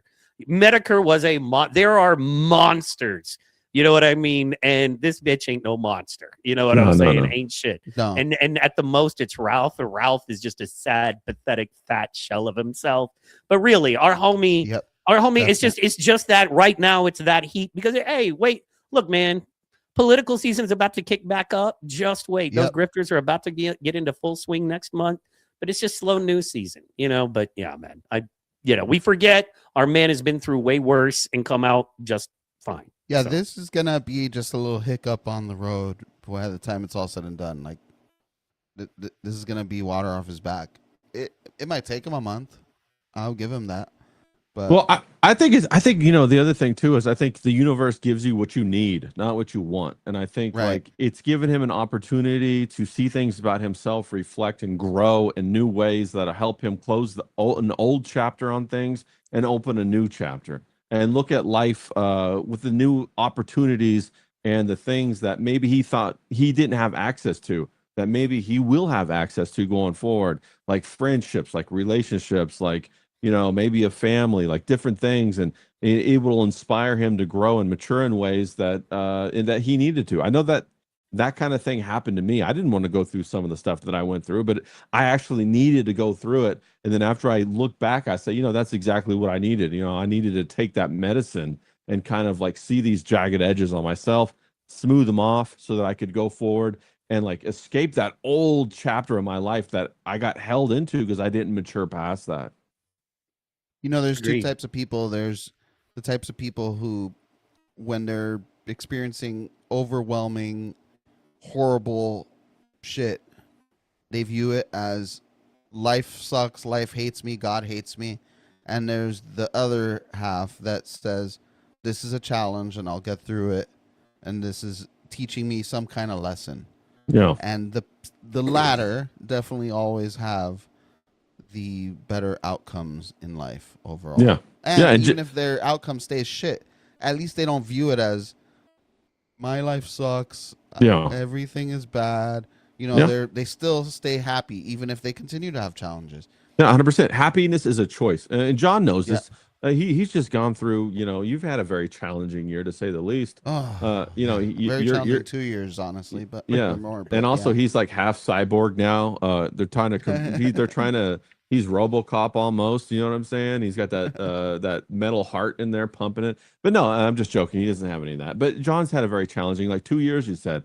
And so you know exactly what I'm talking about. And happiness is a choice. You have to choose to change your life to make it happy. Happiness just doesn't come to you. You might think that that's what happens because you experienced it as a child, but hopefully it was your parents that orchestrated that, and then you learned how to live like that and create a pipeline of workflow that you can then usher in happiness into your life. And happiness is a result of multiple things in fidelity, in harmony with each other, and that's why it's so elusive if you try to grab it with your hand, because it's a byproduct of the harmony and balance of other things. Very important to know that. You can't control what's happening around you. You can't control what other people are going to do to you. You can only control how you let it affect you and how you view it and interact with it. That's it. You're in control of you and nothing else in this whole world. So not to get all philosophical, but you're right, John. It's all about the responsibility. That's why it's so incumbent for people to try to take as much accountability and responsibility they can in their life, not to go run away from it, because that means you're powerless, but to try to embrace it, because that means you have the most power to change the most part of your life. And I think that's what you were getting at there, John. Sorry to cut you off. No, you got it right. I agree with you, John, what you said about Pod Awful. Although sometimes he's funny. I hate to laugh. It's like, damn it. But sometimes, no diggity, he's funny. I can admit when I laugh at things I'm not proud of laughing at. Comedy is a talent. It's an art form. Anyway, moving on. And I completely agree with you there. I mean, I have epilepsy. Probably going to kill me one day. If not, it's going to be a brutal situation if, we don't figure it out. And I work with a lot of epileptics. We're going to figure it out. Worse than me. Yeah. And then a lot of epileptics who don't have it near as bad. And that's okay. The beautiful part about working with all these folks is that you really learn. And I think it was John said in the beginning of the conversation, and was, it's two ways to look at it. It's why. And I feel like there are two ways to look at it. And that is why or why me. And I believe, and forgive me, and I don't want to look, what I do want to, I believe in the Bible, and I believe the Bible is important. And I believe that the Bible, no matter how heavy your life is, no matter how much of a sin, maybe no matter how much you don't believe, there's just wisdom in there, man. That Bible would, not have survived so many cultures for so many thousands of years unless there was legit info that was good for you in there. One of my favorite sayings is the Bible is just an acronym for basic instruction before leaving Earth. And you know what? If that's what it is, and you just take the 10 Commandments and try to be a guy who follows the 10 Commandments, you'll be a better human being than if you don't, So, I believe in looking in that, but I think it really comes down to, I think the Bible, when it comes down to our journey in this life, and, there's a lot more to it, but it really ultimately comes down to why or why me. And it is, why am I here? Was I created by a God that loves me for a purpose? What is that purpose? Why am I here? Why do I have this purpose? What will entail of me to follow this purpose? And why am I following this purpose? At the end of it, what happens? Or if I go on this other journey, why am I tempted on this other journey? Why do I know this other path leads to death? Or why does the way that is entitled, so there's why, or why me? Why can't I have what I want? Why is life so hard for me? When life is hard for all of us on a level or two, you know what I mean? So I think it comes down to why or why me. And if we ask why, we can break through to those things like compassion, and we can understand, when I, understand that people are hurting in ways that, other people just can not understand unless they're really there. I want to help those folks. You know what I mean? I can't wait to give John a hug and just go, I love you, bro. You've made it. You know what I mean? You fucking made it. Let's do better things in 27. You know what I mean? Yeah, So, wherever man, John was yeah. eating at that steak place the other night, that's where I want to go. Oh, bro. yeah, that I was was- like, I saw that picture Yeah. John posted That of them was so steaks, and I was good. like, holy shit, bro, John, what's going on with that, bro? That was immaculate. Were there any strippers there, by any way? I want to know. No, man. There was lots of meat. It just Yeah. wasn't, human meat, flesh, Yeah. boobs. Yeah, it looked ass. fantastic. What about that stripper place with the pizzas, bro? I've been thinking about that. I know Stripper place with the I pizzas. know Pat mentioned that earlier in the chat, and I was like, yeah, man, what's up with that? You said you went there a couple it was in the in the district where the strippers were, and there was a pizza joint, and some of the strippers went in there or something like that. Ray, I just hit the Bible. don't Could you remember could this. we dovetail to the strippers? Does the very next thing have to be strippers, bro? Hey, Could you be hey, like, yes, and the Buddhist teachings are, and I like you did a whole thing, and No, then I they had broke. strippers in the Bible. They had they strippers. had prostitution in the Bible, all I know, right? Yeah, man. they had that in the Jesus Bible. loved No, I'm prostitutes. bro. I'm Story. all Jesus I'm pro, was down with prostitutes. Yeah, I'm Yeah. pro anybody's journey. Yeah. By the way, shout out Bible, ZOMG in the chat. I actually checked out his channel. He's got a pretty interesting channel, man. Shout out, man. Thank you for coming by. So I recommend everybody check his stuff out. He yeah, had good to some see you, bro. really good to see interesting you. stuff. Yeah. So yeah, but strippers, I don't know. So I feel like they're underachievers. I'll Do the tell you job. Do truth. the whole I'll- job. You know what I'll I'm saying? I'll tell you the truth. I've only been to a strip club once, and I couldn't go to it. I walked out right away. I'm being dead serious, and it's because when I went into the strip joint, right, I was looking It was up at men. I looked up at the strip. No, it wasn't. The good one. You were John, into no. those Hollywood scenes, Yeah. I don't know what they No, took facts. you No, to. it was a chick. It was a lady strip club. I looked up at the strippers. They're all dancing up there. And then I looked down at the crowd and I saw just like all these men standing there with their mouths open, just like they were entranced. And I was just like, where the fuck am I, bro? I was like, nah, this ain't for me, dog. And I just turned around and walked out, bro. I ain't down with all that. It was a weird vibe for me. And I know other people go to strip clubs just to have fun and have business meetings and shit like that. That's like the new business meeting place. But I didn't like that vibe. I didn't feel comfortable with like just the way that all the other guys were just like mesmerized and looking up like it was like a thing of worship or whatever. And I was It's just like, weird. It's a weird. yeah, I was like, environment. it felt like Well, weird gooners or something. I was like, nah, that ain't me, dog. I'm not Smart I didn't guys come know here you go hang to out the with men. male strip clubs because they can't possibly handle all those chicks. You know what I'm saying? No, Like they're no, just ready, and you're like, There "Hey, is- I'm there right." is- You know what I mean? Right here. Okay, I'll go to gay bars, right? But I'm not going to male strip clubs. There is no women No. at male strip clubs. I will tell you that right now. It's only a bunch of homos, I'm sure. Yeah, I'm sure. Sure, John. No, there was a couple places in West Hollywood where a whole bunch of girls, right? There was this glory hole place, and you could like pay money and go in and like grab a fucking glory hole. And I remember that was something that a lot of the girls wanted to go to after the gay bar, and I was just like, what the fuck? What are you guys even talking about, bro? So there's a They little bit wanted of to convert some of those gay guys. yeah, no, bro. Girls just want to have like a very like eventful evening that they can have all these stories to tell the next day. That's what it's all about. Like, oh my God, did you see this? What about that? We danced on the table. Then we did that. Can you believe she did that? Oh my goodness, it was crazy. And that's what they want, and that's fine. There's nothing wrong with that. Is that what they want, Ray Ray? Yeah, that's what they want, bro. If you understand that, like, the best way to pick up women is just to have a good time and to curate a good, like crazy environment or crazy like evening out with tons of memories, Mhm. that will Yeah. fucking grow, and women like will talk about it, and before you know it, you'll have them calling you saying, "Where are we going on Friday?" And then you got like yourself a bevy of like 8 or 9 women that want to go out with you, not for you, but because they know that when you go out, you guys are gonna have this crazy time. You're gonna go from here to there to there to there, and I've had that happen. So you're in saying my like day. you're saying girls, like ultimately girls just want to have fun? Is Just that what wanna- you're telling me? You know what I'm saying? Yeah, Cyndi Lauper called it, bro. Girls just What- want to who? have fun. I'm Cyndi too young to Lauper. know what that reference is. Sorry, bro. Well, you just said it. You just said it.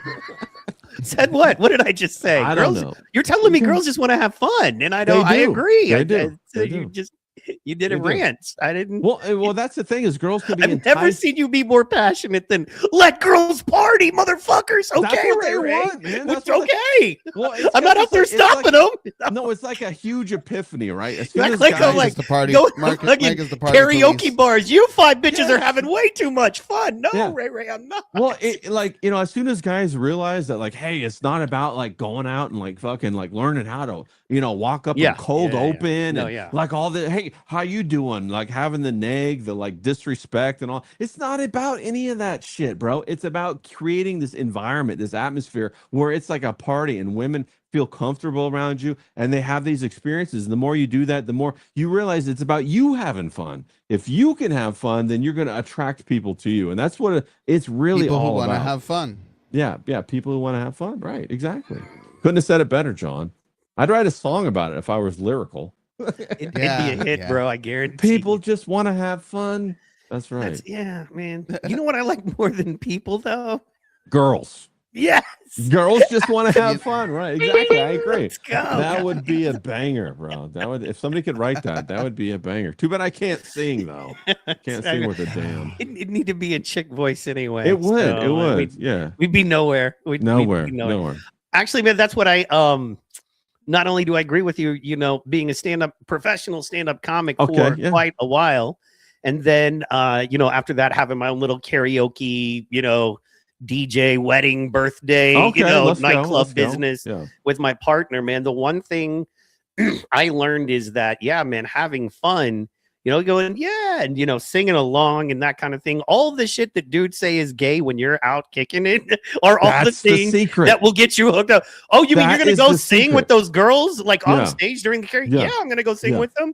Oh, Yeah. you're going to hold up the apple teenies and toast with Yep. them and go, yes, girl. Oh, Yes, hell I yeah. am. Oh, You know hell why? yeah. Because Oh, you know what hell I mean? They're going to see you as a weird thing they don't want to go home with, and they're No, literally exactly. telling me their hotel room for the after party. You know what I 100%, mean? bro. So yeah, Am I gonna pop out with like fucking a dozen donuts at the end, and that you know from some swanky downtown donut joint, and that they're all gonna lose their mind about because they're eating it in the car on the way home? Yes, yes. when yeah. Yeah. Where you know the cool 24-hour restaurant that not everybody Yes. goes. Everybody's going to Denny's or what. You're like, oh no, there's this Cuban place. Exactly. We're going there. You know what I mean? Yeah. And Yeah, so, we're getting yeah, carne yeah. asada fries, bro, and they're just gonna blow their mind. They're getting all the sauces. Did you know this? Women love sauces, bro. If you can give them like 5 or 6 sauces to dip shit in, it's You're like a getting cat. your dick sucked. Yeah, it's like a cat in a box, bro. They That's why I love took all these bitches to Jack in the sauces, bro. Box after every club night. They You know love what I'm that. saying? And they get so excited that they have all these different sauces. You could sit them right there. They get chicken nuggets. They're going to town, dipping all these sauces, having a great time, and they remember that shit and they love it, bro. You know what's crazy, man? Not to sound like the gayest dude in the world, but so do you. And as an older dude who's married now, I can I do tell love you sauces. that going out with the other dudes and just skeezing on chicks and it's gooning now, but we called it skeezing back then. It's like, Yeah. oh man, buy her beers and see if Yeah. she wants to, you know, go to the after party. It was Right. never as much fun as, you know what I mean? Oh my God, these are 6 chicks. You know what I mean? And it's Yeah. what, a birthday party, bachelorette party, and they just Yeah. want to kick it. And you're not even trying to hook up. You And just then want that's to when it party, and they're like, happens, though, let's right? go. Yeah, yeah. Yeah, man. And so that's what I'm saying. That was the vibe of the strip club, was that old skeezer thing. Like the guys are trying to plot, and like I'm like, bro, none of this, bro. I want to go have Yeah. fun. At least by the end of the night, you know, if you're not trying to hook up, at least you had a great time and you met great people and you added something to other people's nights. And then what happens out of that is you make these relationships, and then what happens out of that is now you got yourself 5 or 6 girls who like you. Then maybe Yep. they don't want to fuck you, but maybe they But like they'll you. bring you around the other bitches who probably will. Oh, bro, fact. Oh, And I that- know this yeah. guy, Yeah. Ray Ray. He's so much fun. He took Exactly. us out to this place and got us a bunch of sauces. He's so cool. He's gonna get Force Mommy on a stream. You know what Yeah, I mean? facts, Just bro. talking to him, crazy. Yeah, yeah. Like, Fact, I don't know if you heard. I said that wasn't fair. Yeah, it The wasn't internet fair. police Yeah, were yeah. to find you. It's too pretty. You had that. Bro, isn't You FOMO the know, I best? almost made FOMO's you the bring best, John bro. on because you needed an ugly person to balance. You No, can't have John- that much pretty on John's one not- show. John's not ugly. He's Cuban, bro. It's an acquired taste. It's like a Cuban sandwich. They're fantastic. 100%, bro. It's not the Cuban that's ugly. It's that other part. John is not ugly, bro. It's He's the very- bombing Iran part, if you he's know ve- what I'm saying. He's very distinguished. He's very distinguished. What are you talking about? What are you talking about? I'm kidding. No, John is not but ugly. Fomo's the best. But I He's will just- make Fomo's fun of him because fantastic. it's who I am and what I do. If you Yeah. didn't, I would not want to do the show. Yeah. Sorry. But no, Mike, you know what I'm talking about. You're in Hawaii. You know how it is. That's more of like a small town environment. You know, you get that good reputation, and then like, oh, hey, let's go with Mike. Mike, bro, he's gonna take us to the sushi spot afterwards. It's gonna be lit. We're gonna do the thing with the tower, with the blah blah blah, and they're all excited about it. Well, it's, That's a big deal. adjusting to culture, and I don't mean like, oh, different, but I mean like, this is all I mean is I came from the Midwest and I went to Hawaii. So the chicks are just, a Midwest 9 is a Hawaii 6 like, most of the time. You know what I mean? And a Hawaii 9 is something you've never seen before. Yeah, So, fact. Well, and and of that's course- very interesting. Yeah. yeah, and they wear less clothes, not because they're Yeah. trying to tempt you, but because it's hot and It's they're hot, at the yeah. beach. You're not in the Midwest, and so they just wear less clothes. Their culture is we just wear less clothes. So you have super hotter women wearing far less clothes every day. So you better learn to be cool real quick. You better learn and to be also you really cool and be like, yeah, I'm cool real quick. You know what I mean? Well, 'Cause- and the other thing is you can't like fuck around like you can like say in LA, right? Because they're all it's a small environment. They know each other. It's a little bit more country morals that way, you know? yeah. Oh yeah, because absolutely. Yeah. They have a lot more of their extended family there. There's people from all over that part of the world, Micronesia and all that kind of stuff. So if they like you, they're kind of like, what are you not cheating on me and all this? And they'll like knock out your window or in your car. It's a lot more like that. Beat But you up. also, I will if you're say this- Hallie dating a local girl, they'll hurt you really bad. well, if that's you the other mess thing up. I was gonna say. I Is that, know like, it. I know the, about that. yeah, the women are in short order there. So like it's the competition is fierce. Yeah, and they don't want some like white guy just rolling up and fucking dating 2 or 3 of their attractive women because they don't like that, bro. They'll beat the fuck out of you on that one. By the way, that's Hallie is what Hawaiians call white folk. White people. Yeah, I have Yeah. had that experience. I got into big trouble doing that kind of stuff. Yes, I have. Yeah, I still had the blue eyes back then, bro. I would go through Target, bro, and I would be checking out in Target, and I would have the Samoan women say, "Oh, hey, where you from? What are you Mhm. doing?" Mhm. Oh, they would just tell me straight away, "I love your eyes," and I'd be like, "Oh shit, yeah." And you got to be careful. You can't lead them on, especially out there. They will fucking Yeah. jerk a knot in your tail real quick, man. Yeah, and you don't know who their brother is, bro. It's Never. you You don't know who Yeah. their brother is, but you know that she has 10 of them. That's all you Yes. really know. You don't know. Yes. It's like she has 6 to 10 of them, and they're all wanting to punch you. They're all Yeah. looking for a reason. They all hope Oh, that you bro. give them a reason. Yeah, and Kalani from Kanaoe is gonna come down and fucking Yeah. put the smackdown on you with 10 of his cousins. And here you are, like one lone white guy out there, and you're just like, I just was trying to go through Target, bro. Yeah. I wasn't trying to fuck her, honest. I don't know how my dick got out. I just don't know. Yeah, facts, bro. That'll happen. Kavika and Nalu coming. You stay right there, bro. Yeah, I You get- go nowhere, bro, bro. I've been kicked off of sidewalks. Like I've been literally walking on a sidewalk and like a guy walked and he tried to like walk in front of me and I'm like, what? He's like, hey brother, I live here. You're just visiting. You're a tourist. Get the fuck off the sidewalk when I come through. And I'm like, okay, no problem, bro. What are you Yeah. gonna do? No, I'm gonna get off the fucking sidewalk, bro. Because I'm not gonna get my ass beat, and they can see my car, bro. That's the other thing. They can see my car, then they know me everywhere I go, and that's the difference. Like you can't just disappear like you can in LA or in some of these big cities because they just see you everywhere you go. Yeah, And that's what a they lot will- of people, that move out there, they don't think about that. It's the kind of thing where, like, yeah, you'll be at the local grocery store down country. And you live up, say you live, up country or whatever, and you'll just be at the local, and they'll be like, oh, you live at, 1522 Ulupalaku away. You're like, Yeah. how yeah. did you know? Oh, because I Yeah. was at my cousin's barbecue and I saw you outside I saw your smoking I- one blunt, Yeah, and I you're saw like, your "What? car, Oh, yeah. okay, yeah. Yeah. You'd ride yeah. a white car over there. Yeah. Oh, yeah, yeah. chemo, yeah. I yeah. do. Yeah. You know? But Facts. what are you going to tell him? Chemo's No, everywhere. fuck you. Yeah, You better yeah. be cool about it. Yeah, man. Exactly. You It's- can't yeah. lie because you live there, bro. And they all know you. You stick out like a sore thumb. Like I would drive, for people who don't know, countries in the North Shore, town is in down in Honolulu. I would be up in the North Shore all the time, bro, and like surfing and all that kind of stuff. And so they all got to know me and everything like that. Surfing in front of Sonny Garcia's spot, all kinds of people back when he was around there. So yeah, it's crazy, bro. Yeah. It's a very small town environment. I love it to death. Like if I'm gonna go back, maybe a Hawaii Kai or some shit like that, try to go back with a little bit of money, so you ain't gotta like scratch it out. You know what I'm saying? I had a whole bunch of buddies that live in Hawaii Kai. Hawaii Kai is like the little rich area. Not bro. bad. Yeah. Upper middle. You know what I mean? It's not the up, but it's the Hawaii Kai's that upper middle. And yeah, man, but there's and that's the thing too. There's something spiritual about, like I said, I was more into the music and more into the country and the jungle, had a small sailboat, but definitely spent more time just eating off the land, playing the music. But food is fantastic, bro. Yeah, man. It's there's something very spiritual about like the surfing.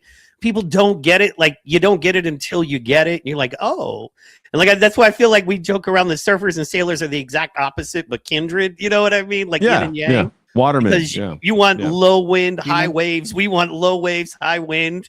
You want to go around the island. We want to go out. It's cool. But we're the kindred spirits. You know what I mean? So we need you to master so we can get the boat and the people in. You know what I'm saying? And we need to get the people out. So yeah, man. And it's just that spirit, that closer to the earth. When you just live in a country where there's just layers of concrete and asphalt and electricity and Wi-Fi, just bleh, what I mean? It's like, and you go to a place, you're like, oh man, it's just not like that. There's something extra that we're all in tune with, dude. I'm sure you did this a couple times, and this is something that I love doing. You don't talk about because you forget to say. You ever just lay on your back and look at the stars on the beach or up on the mountain? Just that. Yeah. One of the most beautiful, entertaining light shows. And it's crazy here when people are like, a star was moving. It's like, no, you go up there. Everything is it's so alive. Yeah, dude, it's beautiful. Well, and not only that, but the beaches are fantastic out there. They're not like California beaches. They're not like Florida beaches. They're fantastic. They're large grain sand. It's very enjoyable to be in. They have that grass right there too. So that there's like a mix of both. On the North Shore, when the waves are pumping, they have that backwash that creates a little lagoon. So the kids, it's like a little swimming pool for the kids and stuff like that. It's just a cool atmosphere. You got the families that are out there. It's a more way of life. Everybody you seem to talk to, even the girls surf, which is awesome because a lot of girls don't surf like in California. And it seems like it's more cutthroat California on the lineup. It's more and more crowded and it's more family oriented. Don't get me wrong, it is cutthroat. There is a packing order. You go to the North Shore, you got the Dahui up there like that. They run everything up there. You got to like know people, especially when the waves are fantastic. But if it's a lot of fun. It's a lot different. Dude, every time I go to Hawaii, I like buy so much papaya, so many mangoes. I smash so much fish. I buy the poke from like Foodland all the time. You start talking like that again. You start talking story. What the scoops brought up. You start talking about that like that just for fun. You know what I mean? Yeah. Well, I mean, like, you go to the food truck. Oh, let me get one musubi. You're not like, I would like spam musubi, please. I need one musubi. Let me get full musubi. And for people who don't know, that's spam, man. You don't eat spam on the mainland, but when you're in Hawaii, you eat spam. You give it a try. Yeah. And it also, because people people are poorer. They do live poorer out there. It's just a different culture, but it's one of those prime examples of how you can absolutely be happier with less. You absolutely can be happier with less, taking up less space, having less things. You can be way happier of a person because I know a lot of people that are. Yeah, you go smash L&L plate lunch. You get one of them like little Hawaiian drinks with it and all that. It's good stuff. It's a lot of fun and people should experience it at least once. I say like go watch the movie North Shore. It's old, but that's kind of like the spirit of Hawaii. You got Rick Kane, he like moves out to Hawaii, learns how to surf, and I think that inspired a lot of people. It's very impacted now. A lot of people have done that, but it would have been great to do that back in the day, but it's also great to do it now. It's also great to go out there and it's a beautiful place. It's spiritual, like Mike says. It is spiritual. I think South Florida, that's my next land to conquer.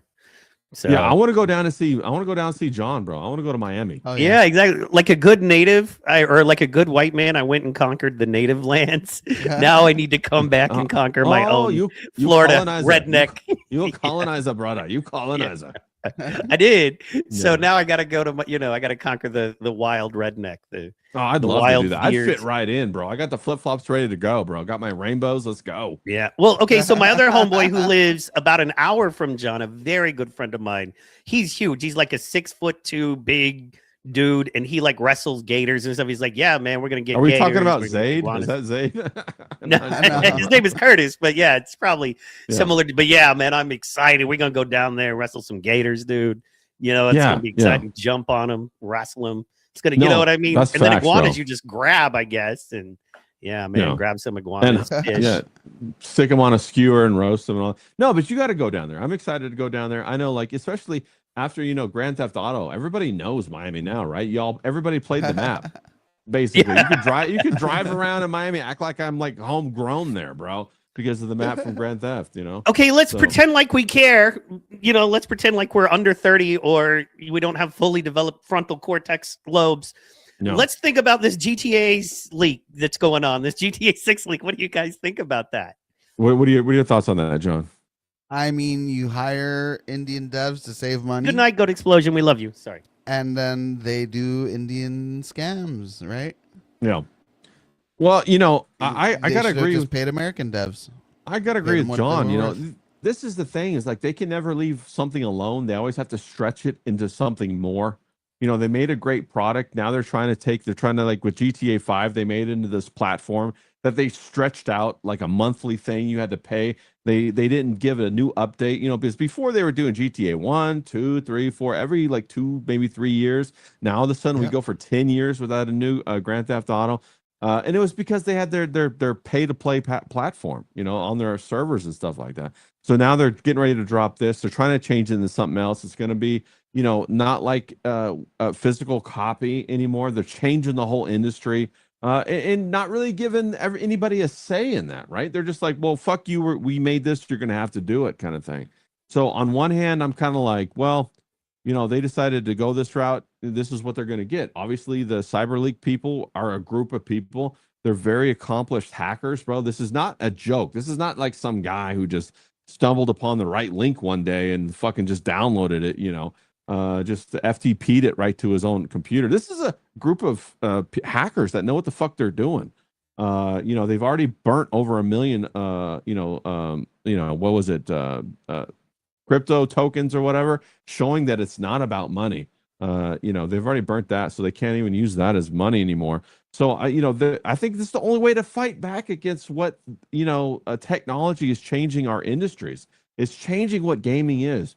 We didn't get a say when they brought AI in to scrape everything to make all of these image generators. Studio Ghibli didn't get a say when AI downloaded all of their images, trained itself. It's on all of their images that they've developed, like The Wind Rises, Spirited Away, Princess Mononoke.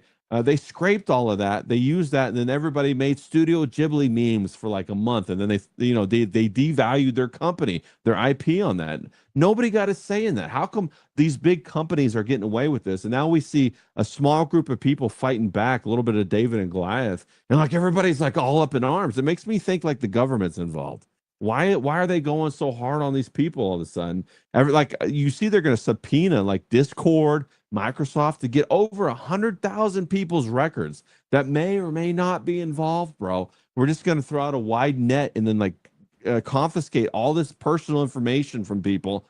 How is that even allowed, bro? Who's setting these rules? It doesn't seem right. It doesn't seem fair. So that's kind of my abstract take on it. I have a couple theories. All right, what you got, Mike? What are your couple theories? Well, first, I agree. The causation, I absolutely agree with you on. Absolutely. You treat people the way that these mega corporation, multi-billion-dollar game corporations have. You can't expect them to be nice and kind, especially the internet. We're not a nice bunch as it stands. So you can't screw us over to the tune of billions of dollars and expect it to be, Burger King your way the whole time. Right. I absolutely agree with that. I think and I'm down, man. I say, screw it. First of all, I am inherently kind of against video games in their current ideation. Yeah. I think it's very bad for American men. There are men all over the world that laugh at American men. And, there are men that walk 3 miles a day to get water. And they spend time on their real AK just learning how to zero in a really inaccurate weapon that you can bury in sand and pull up.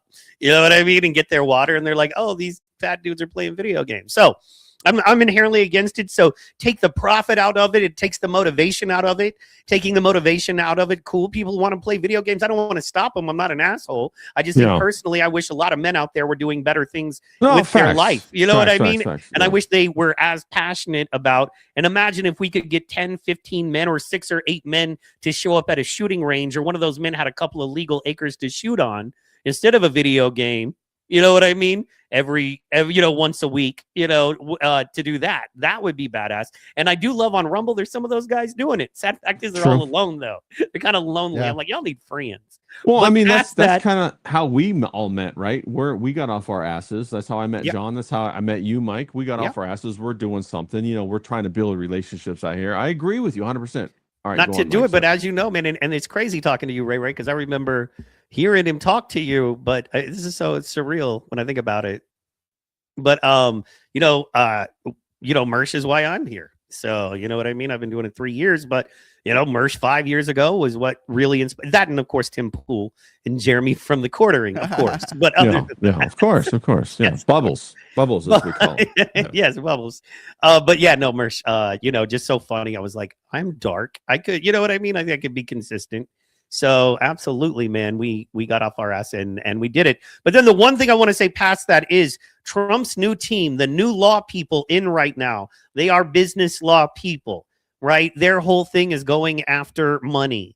They know how to go after business law. He put in those kinds of people that if you're a shady business or if you're a hacker or something like that, he's going after you hard. He is spending a lot of money to put that staff in. You're talking about a loss of billions of dollars legitimately. Pressing X to doubt, right? Pressing X to doubt. The only reason is because remember the guy on Silk Road? Remember him? Yes. Who they prosecuted? That's what's going on here, right? They want to be able to break the rules when it favors them, but they don't want anybody outside of the in-group preference to break the rules. And I think that's what we got going on.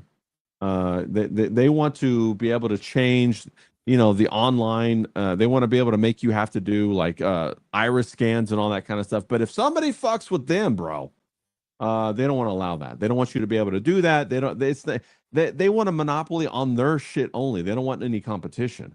And that's difficult. As a small person that's on the outside of the in-group preference, I don't like that, right? All three of us, we're trying to make our little mark on what we're doing with podcasting. I'm trying to do it also with art. We want to take charge of our lives and be able to be successful and provide for our families. We don't want to be shut up and stuck in a box and kicked off YouTube because, somebody said something about COVID, in 2020, and then it turns out it was all bullshit. And they just kicked us off so that they could continue to make money.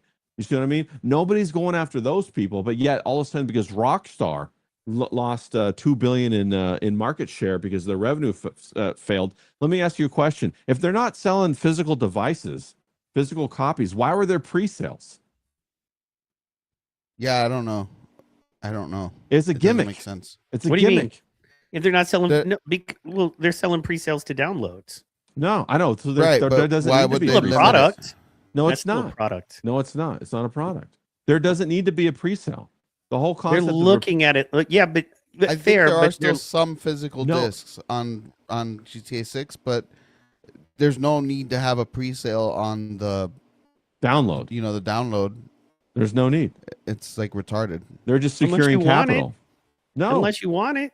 No, but that's what I'm saying. They don't have to limit it. It's literally just download the file. Look, I agree with you. It's like I said, I think this whole thing is retarded. However, you know what I mean? If there was a okay, how about this? I love Lil Wayne. I think Lil Wayne is the best rapper alive and one of the best rappers to ever live. Okay, if there was a download of a Lil Wayne song and I could spend the money tonight and it be next week that it drops, I'd spend the money tonight so I didn't have to worry about it. Next week I know I had it. But And you why could call would it a pre-sale? No, but no, I no, wouldn't but- just be waiting and go like, okay, No, it no, releases no, no. at 7 p.m. Let me do Right, 6:58. Let me have my Cash App up and da da da da. What- I'd rather what's- just do it tonight when I found what- out about it, not worry what's- about it. No, Okay, but how- they're how- treating it like an actual pre-sale where there's limited supply.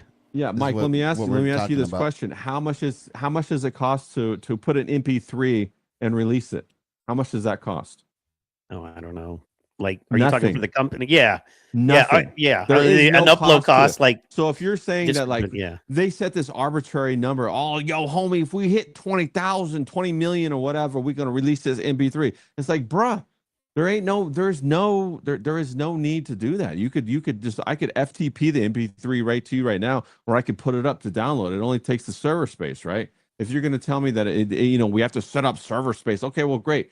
What is that, $10,000 or some shit like that? As to have cloud, so that it's nothing. That's right. So that's what I'm saying. There is no need for that, right? The pre-sale is this concept that they're rolling through. It's a psychological concept that used to exist for video games that they are taking advantage of, so they could generate higher revenue and a sense of, oh, you better get in on it.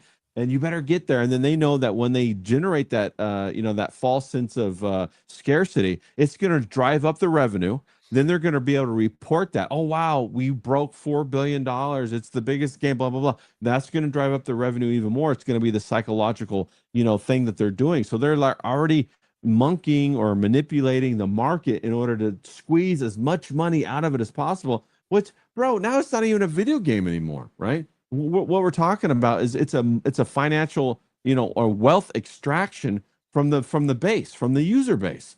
And that's what I'm talking about. It shifted from being a video game where they want to, deliver a good experience to the user base. Now it's a wealth extraction tool.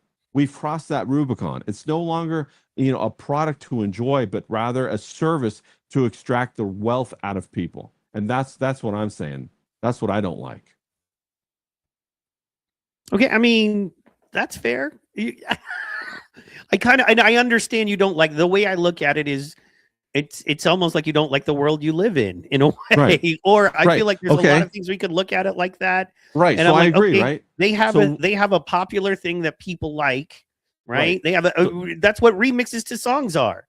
That's why Well- you can buy a remix to a song. It's Right. wealth extraction, I guess, or you're offering a richer playing experience for the in that. Okay, so for instance, say Okay. that who do you call it? Amazon, for instance, comes to you and says, Ray, we want to give you $120 million, $1 million a month for 12 months on a contract, and we want you to do 3 podcasts a week for that, right? So, and that, by the way, that dwarfs Joe Rogan's deal. So just say it, you know what I Sure, mean? yeah, But I'm worth it. I'm worth it. you are. Let's Maybe go. it's Maybelline, but Yeah, yeah, regardless, you yeah. are. Anyway, so, and you're like, cool, right? And they're like, we want, what is that? 3, 6, 9, 12 podcasts per month in a 30-day period. You have to produce 12 podcasts for that, right. $1 million. And, those are all nice round numbers. So rock on, cool. You're producing your podcast. So if I came to you and I gave you that money, right? And I was like, okay, now we need to market this. Okay.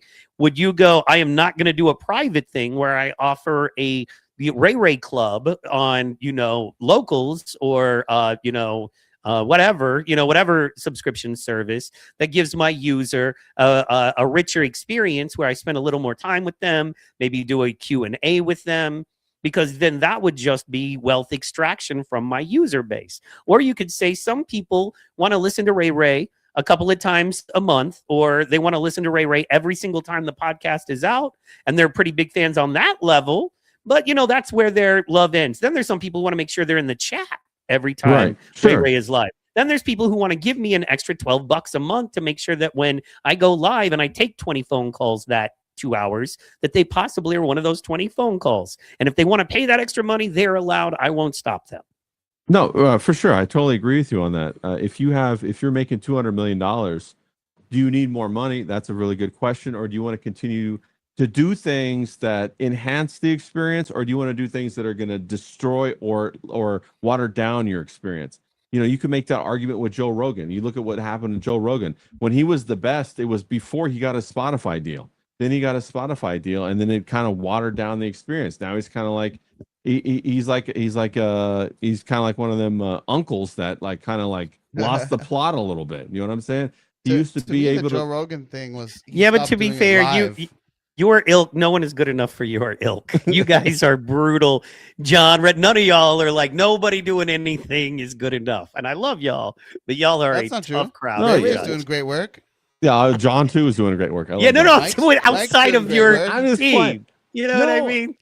No, Why, no. why I should I support anyone outside of my team? Tell me why Let's be Tim is real. doing good things. I mean, there are guys doing good things that you may not like. Just so No, I y'all like know. Alex Stein. He's crushing it, bro. Alex Stein does great work. I like Mersh does great work.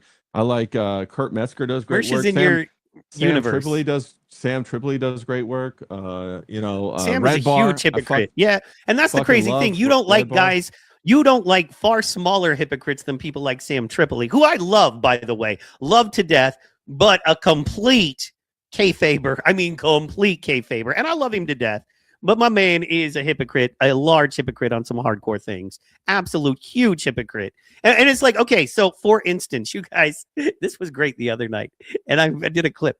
It's like, we can't stand Melanie Mack. She says faggot. She's so fake. We can't stand her. What about Scarlett? She just needs some love. Yeah, she's had 6 cocks in her ass and fucking her nose is bleeding from cocaine. And she's literally fucking awaiting trial for huge felony amounts of cocaine. But Melanie Mack had plastic surgery and says faggot. We can't be whole. It's like, no, one is hot, and you guys are going to figure out a way in your heart to love the hot one, and then the other one is not so hot, and you're not going to Can't we be just like, hate them both and think they're both horrible people? No, hold on. but you didn't do that. You said Scarlett needs love, and Melanie's a hoe. Basically, I'm paraphrasing. But No. I don't never said recall that. this, but if I Of said course that, you it was don't. obvious Of course you sarcasm. don't.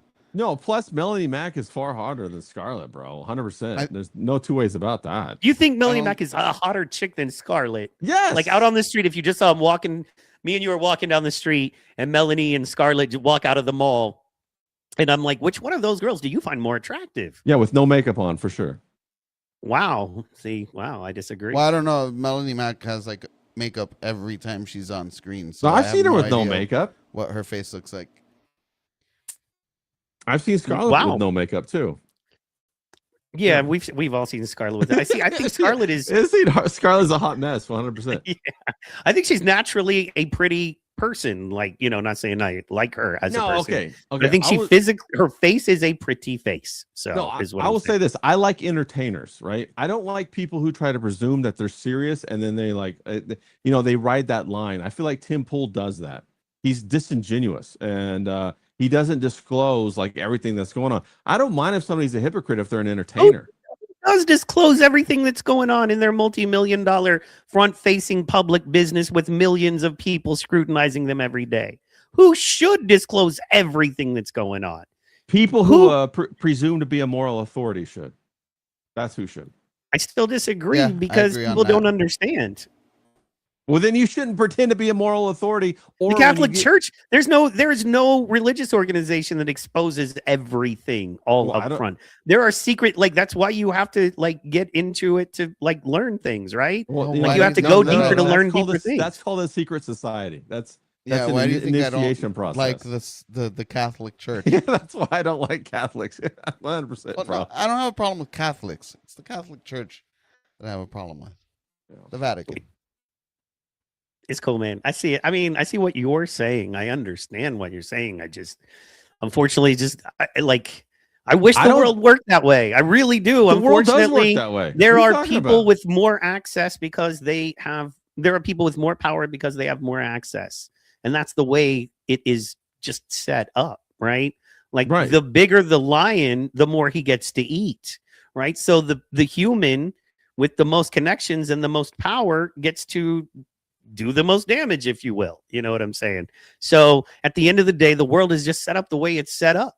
So I'm just saying, it just is what it is. That was very vague, Mike. I'm just going to call vagueness on that. The world is set up the way it's set up. Now, if you want to talk about, See, you're secret- smart enough to call No, my no. vagary. Most people aren't even Let's- smart enough to call let's the talk vagary. about how the world is set up. The world I is thought set I up- walked right out of that one. I thought I Ray, stayed Ray. back right out Yeah. of that one. Yeah, no, Mike, Does- I love you, bro. It was Ray, let me ask you something. Does that sound like or not sound like the exact kind of statement someone would try to skate by with if they were having secret meetings with Benjamin Netanyahu. We should ask James. James is like on the ground floor with Benjamin. He calls Netanyahu up all the time. He's got him on See, but- speed dial.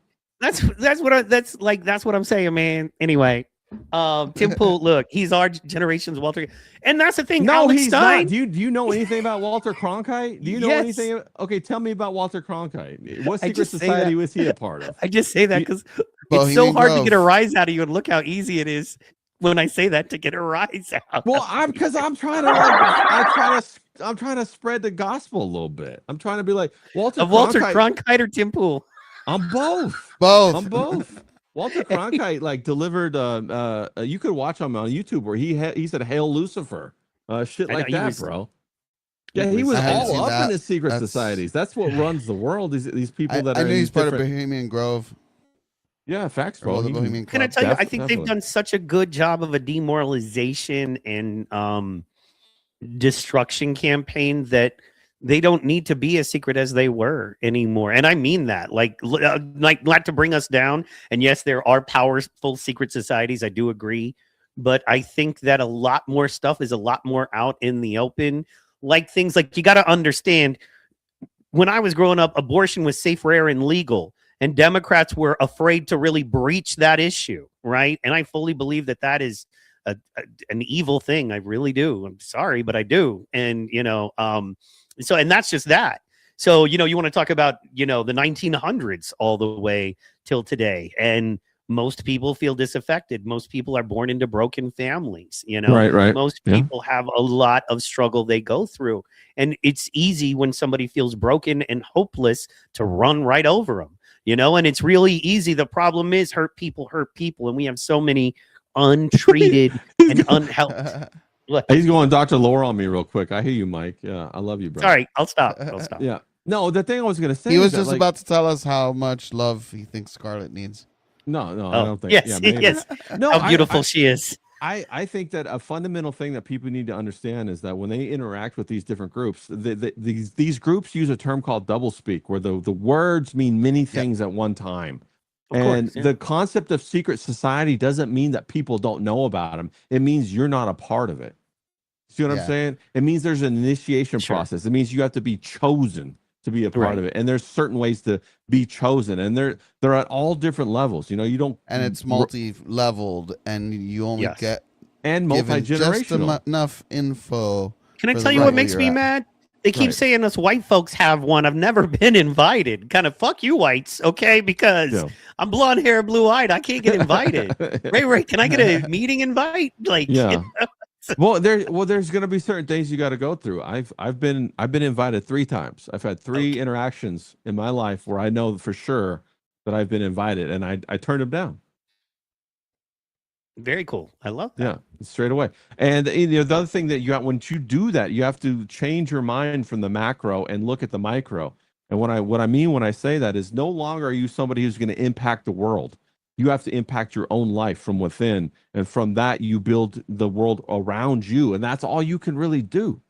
You can't like go out there and try to save a hoe. You can't save Scarlett. You can't save Melanie Mack. You the only thing you can do is be satirical on an entertainment show like we are right now. And do it because we're having fun, the 3 of us. And hopefully everybody in the chat's having a good time. And that's what's important. And then from that, there's reverberation of the waves that go out and impact beyond that. But we can't control that. I don't know what's going to happen. I don't know how they're going to interact as they go out. You know what I'm saying? The cymatic agree. waves. I agree. And if I may, and may. if this is your deal, like Ray, yes. Yeah. I have a real purpose in life, man. I try Okay. to really keep it separate, but this is my show. You guys can drop off anytime you want. We'll be fine. But I have a Yeah, real 100%. purpose. 100%. There are like I say I have epilepsy. You guys probably don't even know what that means. You know what I mean? Like, what does that be? Like, when I say I have epilepsy, what hits your head? Let me ask you, John, what hits your head when but you kind of know because you know me Seizures. and we talk about it a little bit. But like, Seizures. Yeah, I had a friend that in 2nd grade through high school who had epilepsy. So I'm intimately acquainted with what the impact on a personal level is and what he had to do and the medicines that he had Hold to up, you were take. fucking him? No, bro, I I was said you were I'm- intimately acquainted with. I would Yeah, I would would watch go- Ray I- Ray do gay porn, just so you know. No, But anyway, bro. past that. No, I would spend the night I don't in know his what's house, gayer, him and doing we would play video games and shit, bro. We like I knew his mom, I knew his dad, his I parents know, knew my I parents. know, all I that know. stuff. I Come wouldn't on. watch gay Bro, porn I if he just- was the bottom and didn't Bro, want to like be. to do But a little other than that, I'm trolling over in. here. You know what I'm John, saying? when we talking about minors, bro, don't inject the fuck word. No, I'm Jesus talking about Christ. now, today. No, today. I knew him I'm when not- I was in second grade. I don't know him now. I knew him when I was in second. Would you be willing to grade. call him and see if he Yeah, was? I would call and check on him. I just, we lost touch after, I moved a couple of times and whatever, moved states and all that stuff. That happens, bro. No, absolutely. But to get, Flash Wolf said, Grand Malls, to get back to it just real fast, and it's, it is medicines. It's a lifestyle. 1 in 26 people suffer from a form of seizures, and then 1 in 1,000 who have grand malls die from it. It's like more people will die from my condition than diabetes. You know what I mean? Things like that. It has a higher death rate than most cancers, things of that nature, and so it's brutal. And it attacks via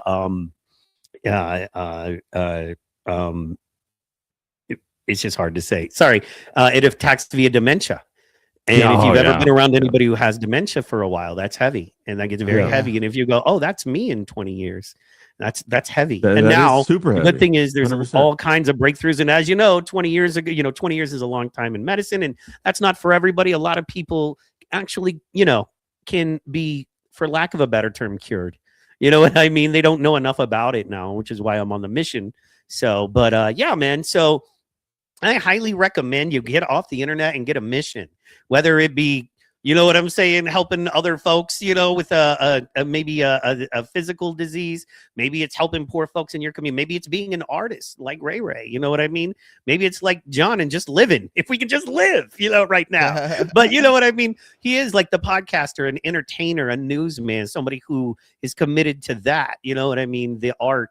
I highly recommend somebody get something other than this, because when this falls out, it can get ugly and brutal quick. And there's nobody. They're waiting on this, on the internet. They're waiting for you to fall. You can be one of the most lovely people like Ray Ray, and still people would celebrate your downfall. Oh, 100%. So, Oh, I yeah. and recommend also- getting I don't something care. whole in your life. Well, you know also, what it's like it is a psychological experiment. The internet is a psyop. It is like back when they used to do those yeah. psychological experiments, like in the Stanford experiment and the experiment with the guards and all that. You guys know about that back in the 60s, and they would try to bend people's minds. That's what they can deploy now throughout the internet. They could make bots that could swarm your account and but you don't know they're bots, and they're putting all this psychological pressure on you via all these chats and all this kind of stuff. And they're watching to see what can happen. What can we make you do? Can we make you purchase something? Can we do this kind of stuff? And you might be thinking, oh well, that's a little bit far fetched, Ray. But it is true. It's a psychological application on a one-to-one, a peer-to-peer environment, where before we had smartphones, it was basically a one to a family through the TV.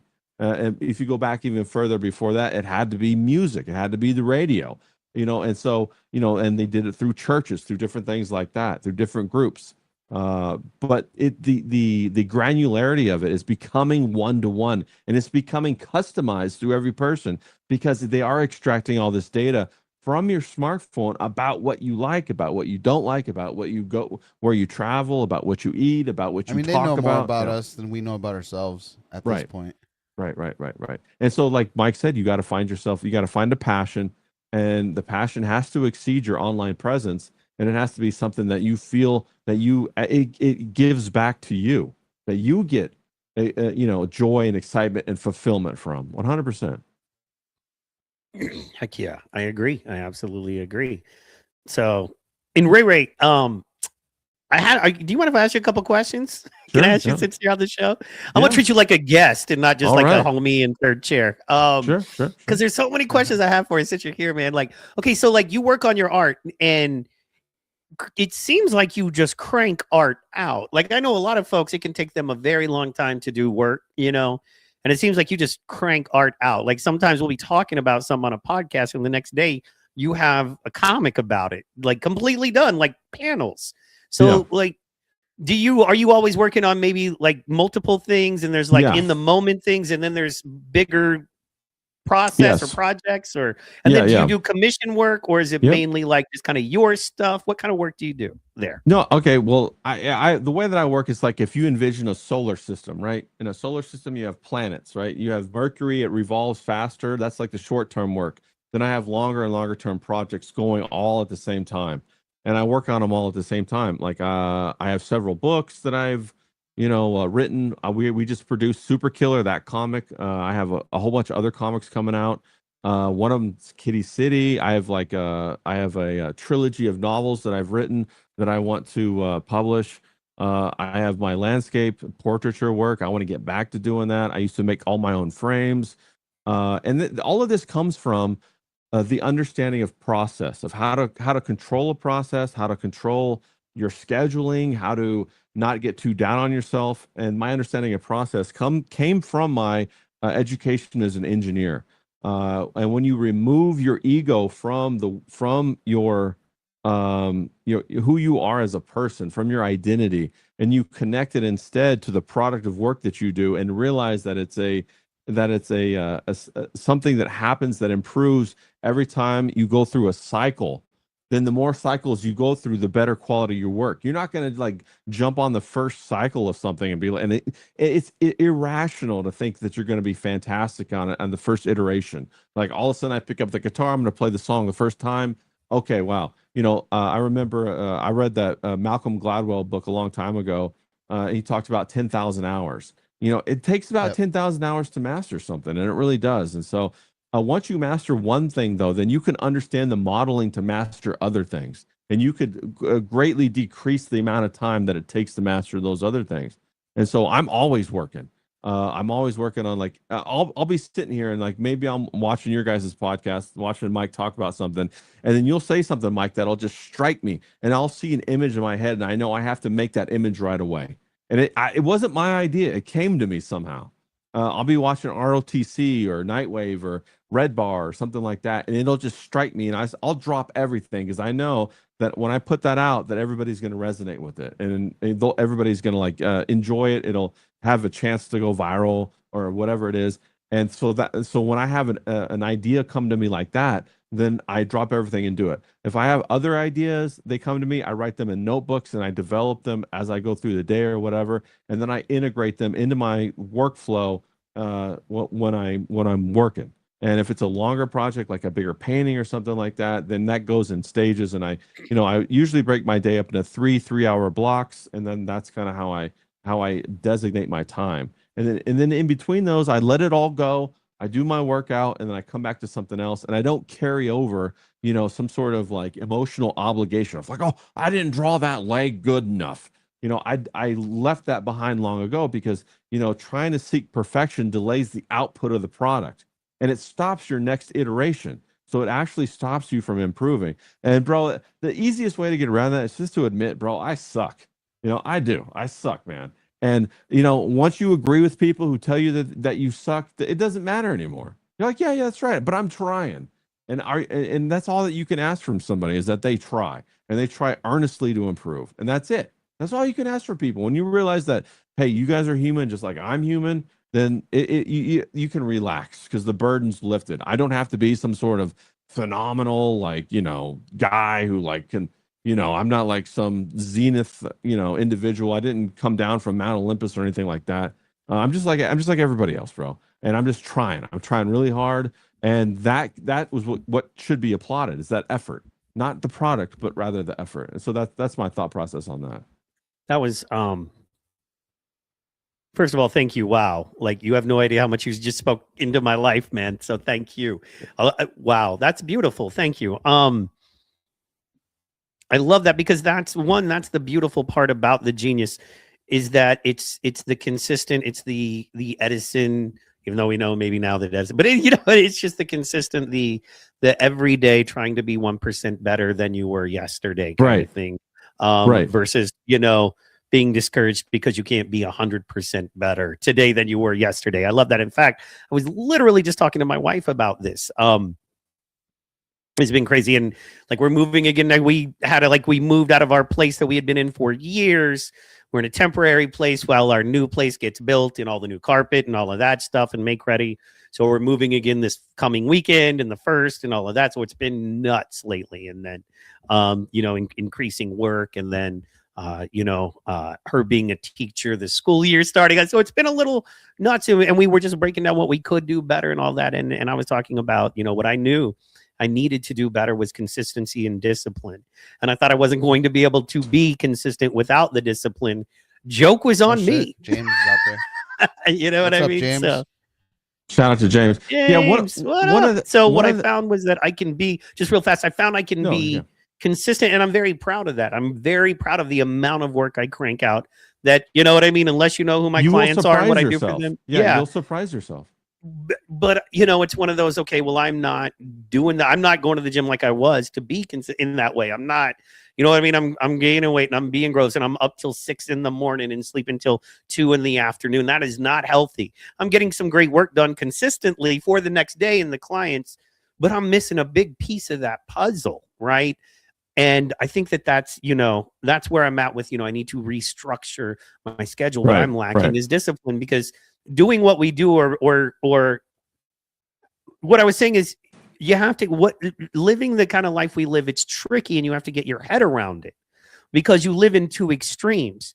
You live in the extreme of being a fat, lazy bum who never leaves the house or has to change his shirt or shower. And then you also live in the other extreme of you're extremely mentally stressed and taxed. And sometimes you're working 18 to 20 hours a day, dealing with 5 or 10 different people from literally all over the world and trying to make sure they have what they need. Now, you still haven't got up from the chair. You still haven't even showered. So you're a grungy bum, but you're also very busy and stressed and taxed. And you've got to get your mind around all of that. And to me, the one word that hit me, and I was like, okay, what are you missing here to make that all better? Discipline. I need to figure out, I need to know that I am making excuses for myself and not doing the best for me, John, the people around me. Admit that and know that I need to get up. I need to make my body suffer and be uncomfortable a little bit. You know what I mean? Sweat a little bit and focus on some mental and emotional discipline so I can be better and get these things done. I just want to say thank you, because I think what you're saying was kind of speaking that to me. Yeah, So no, thanks. Mike, I think that I think we've walked the same journey, and I think that let me just share a couple things that might help you that I've learned that have been game changers for me, epiphanies, if you will. One of the things fundamentally is that you have to control your own schedule. You have to, like for me, I needed 3-hour blocks, so that's 9 hours. I love that idea. Yeah, I'm stealing that, brother. Right. And then after the 3-hour block, you leave what you left behind in that 3-hour block. You don't take it forward. And what that does is it stops the stress from accumulating the entire day. So you carry all of that the entire day, right? So like I break mine up, like I'm a gym guy. I used to be a gym guy. I was at the gym every day. Well, guess what? When I'm working a lot, I don't have time to go to the gym because you have to travel the 15 minutes to the gym. You have to get in the locker room. You have to then you have to circulate around the machines. And then if you have to wait, well, guess what I did? Well, I bought a whole bunch of kettlebells and I bought some fucking dumbbells. Now I don't have to travel. Now I can watch the podcast now I'm multitasking, right? I'm doing my workout. I'm watching. I even got a spin bike here at my house that I picked up. I'm doing the spin bike and all this kind of stuff. And so now I have a new way to save time and to get the workout that I want, and it helps me to relax and let go of the things from the past 3 hours, right? So I have that going on. Another thing is that I realized that in order to operate in optimal form, you have to have fun. You have to have fun. If the fun is the indicator that you're operating in an optimal capacity. Now think about this for a moment. Think about back when you were a kid and you were playing video games with your crew, right? Maybe that was you, Mike. Maybe that was you, John. If that wasn't you, I'll tell you guys a little bit about it. Did you guys do that? Did you guys play video games with the homies? Yeah. Okay, yeah, facts, right? Remember the Nintendo runner pad? Yeah, you were facts, the bro. pad and you run it. Yeah. Yeah. So you had no idea about a video game, and you and the bros jumped in on it, spending the night at their house or whatever, and you guys got fucking good at it in a couple of days, right? It's the same thing as the neuroplasticity, that when you have fun, your mind can absorb all of that stuff, and then you're looking for new ways to improve. to optimize. And that is a result of the fact that you're having fun. So what I would suggest is to gamify whatever process that you're trying to do. If you can somehow gamify it and make it a way that, like, okay, not look at it necessarily as discipline, but gamify it so that, like, you become excited about the optimization, about the efficiency, and then you can kind of try to get into a flow state with what you're doing, then you're going to improve more and more rapidly and actually have a lot more throughput in what you're trying to accomplish. And that's one of the things that I've had to do.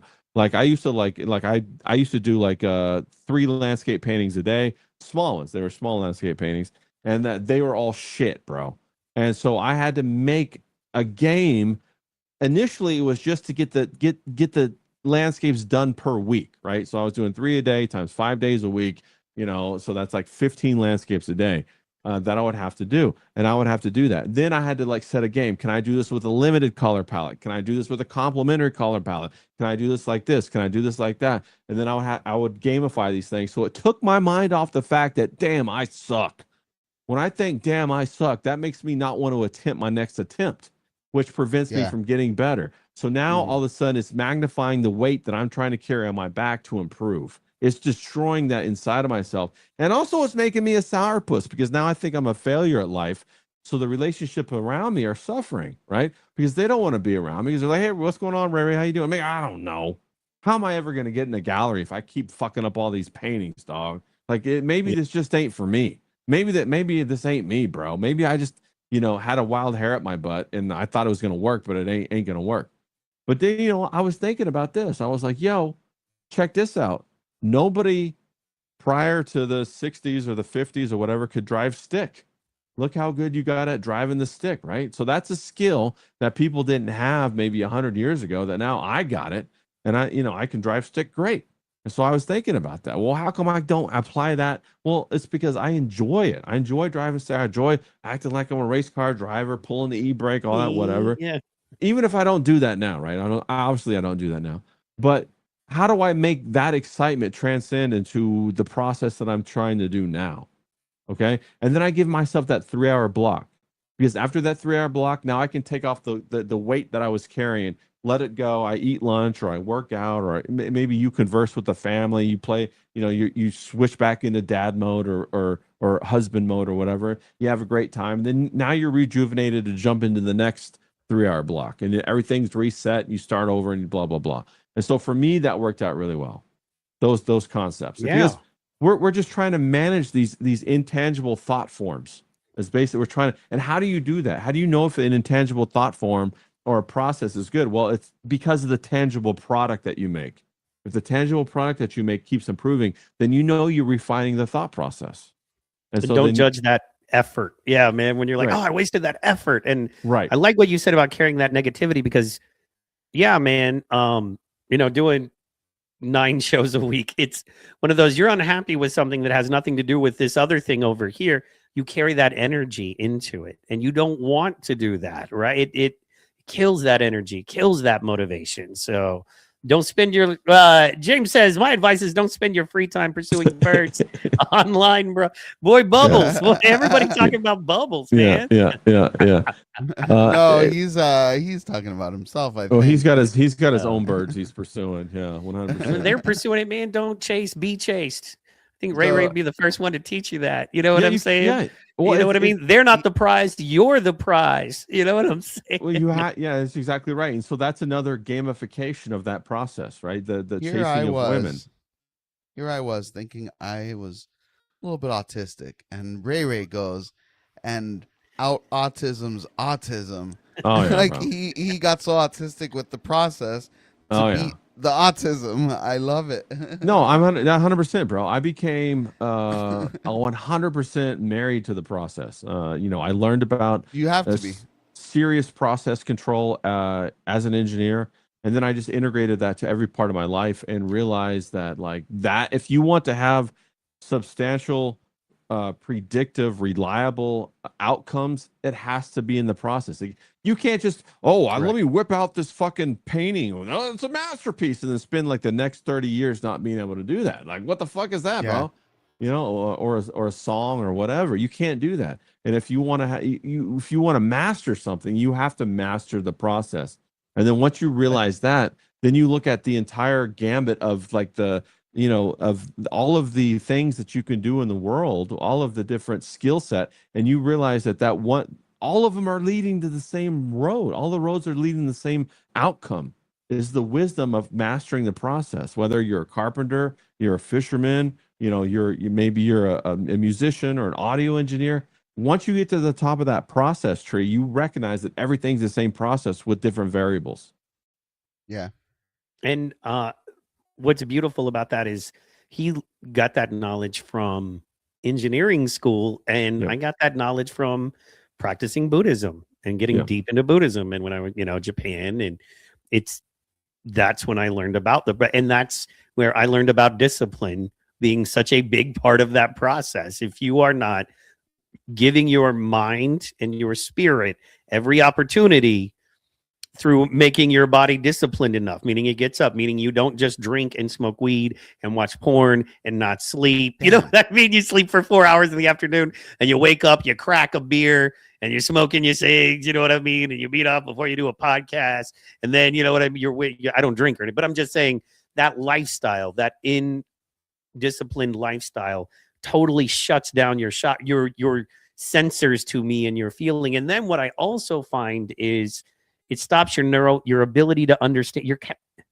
compassion for people. How about I'll say it like that? Like what you described in your 3-hour blocks and your 9-hour day, not all that different from a monk and how he would describe his day, a Buddhist monk, and I don't know other monks, but I've hung out with some Buddhist monks.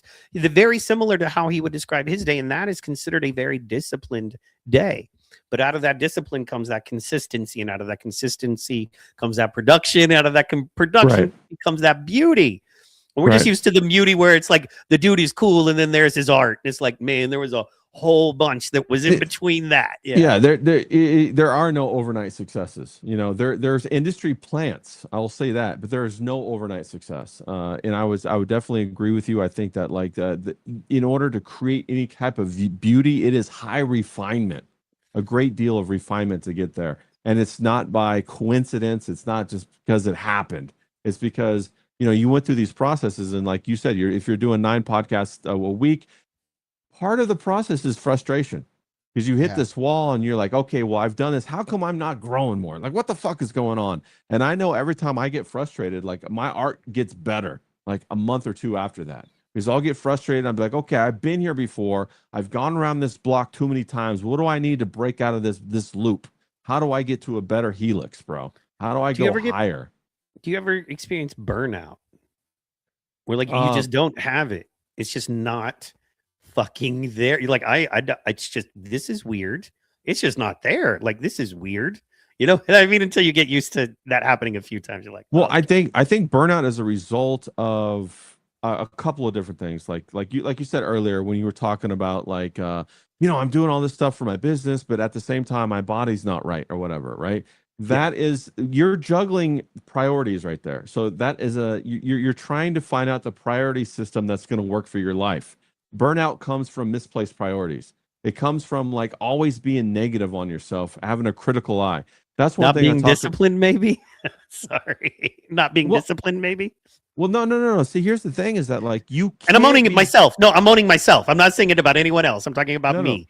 Right. Me not being disciplined gives me burnout because I'm not balanced because I haven't prioritized the things I need to do to be my best. I'm only saying, brother. Right. I don't want you to think I'm talking about you or anyone else, man. No. I'm trying to give you I'm trying to give you empathy here because I recognize that, and what I recognize is that you can't master every aspect of something right off the bat.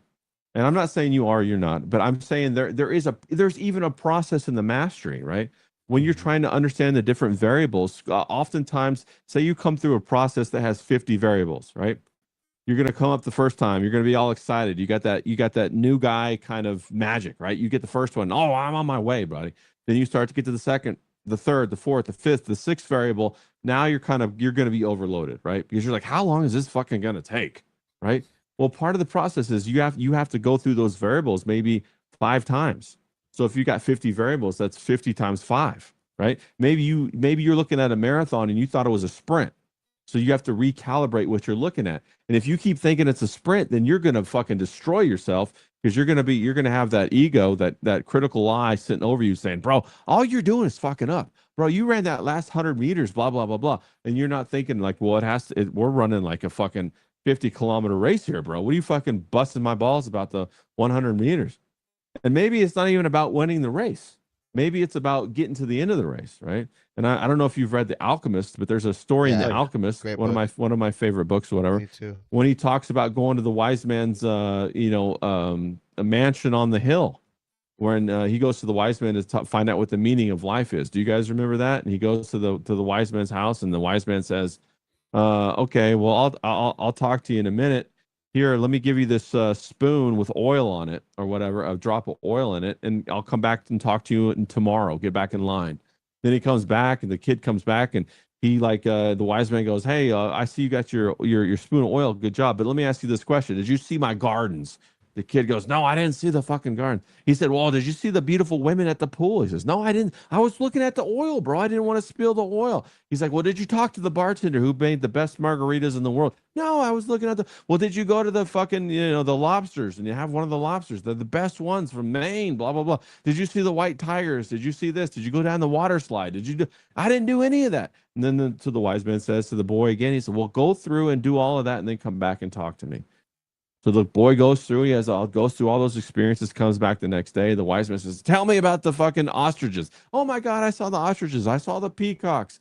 I had the best guava. I had the martinis you were talking about, the margaritas. I saw the women with the best breasts I've ever seen in my life. I was at the pool. That water slide was crazy. It had a loop-de-loop in it. You've got an amazing house. The wise man says, okay, yeah, I've heard all that. Now let me ask you a question. Where's the oil in your spoon? So the little boy looks down at he was holding a spoon and had a drop of oil. And guess what? He had a spoon, but there was no oil in it, right? And then he said to the boy, he said, happiness is the balance of the responsibility of keeping the oil in your spoon while experiencing as much as you can in the world without spilling the oil. That's what the meaning of life is. And that's so paramount and fundamental. And that's kind of the metaphor that I'm trying to talk about how to get your hands on the intellectual process to construct your world in your mind and then manifest it through the control of your schedule in your day-to-day life, and then through the products that you create through your schedule. So there's multiple layers going on here that you're trying to interact with in order to feel this sense of control, this happiness, this joy, and also experience the happy things, the fun things, like, experience your children, watch them as they grow. Go out, take your wife out to the great restaurant for anniversary. Go to Hawaii again. Hook up with the homies and all that. So all of that, and it's all revolving at the same time. You know what I'm saying? It's a big process. Yeah, it's a big process. Life, it's beautiful. It is beautiful. Think about that. Yeah. I'm one of those weird people who has people in almost every state. You pretty much name it. I'll be like, yeah, I got a homeboy over here. I got a homegirl. We could go stay with them right now. Almost in every state. Want to do that next summer. We're gonna do some traveling. So, nice. And I'm trying to get seriously November, trying to get to John's neck of the woods, hang out. So love to do that. So do you travel a lot, Ray? Do you get to travel much?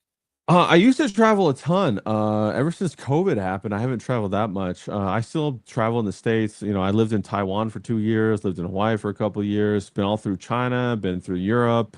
So I've traveled my fair share, but I love traveling. I'm definitely going to do it again.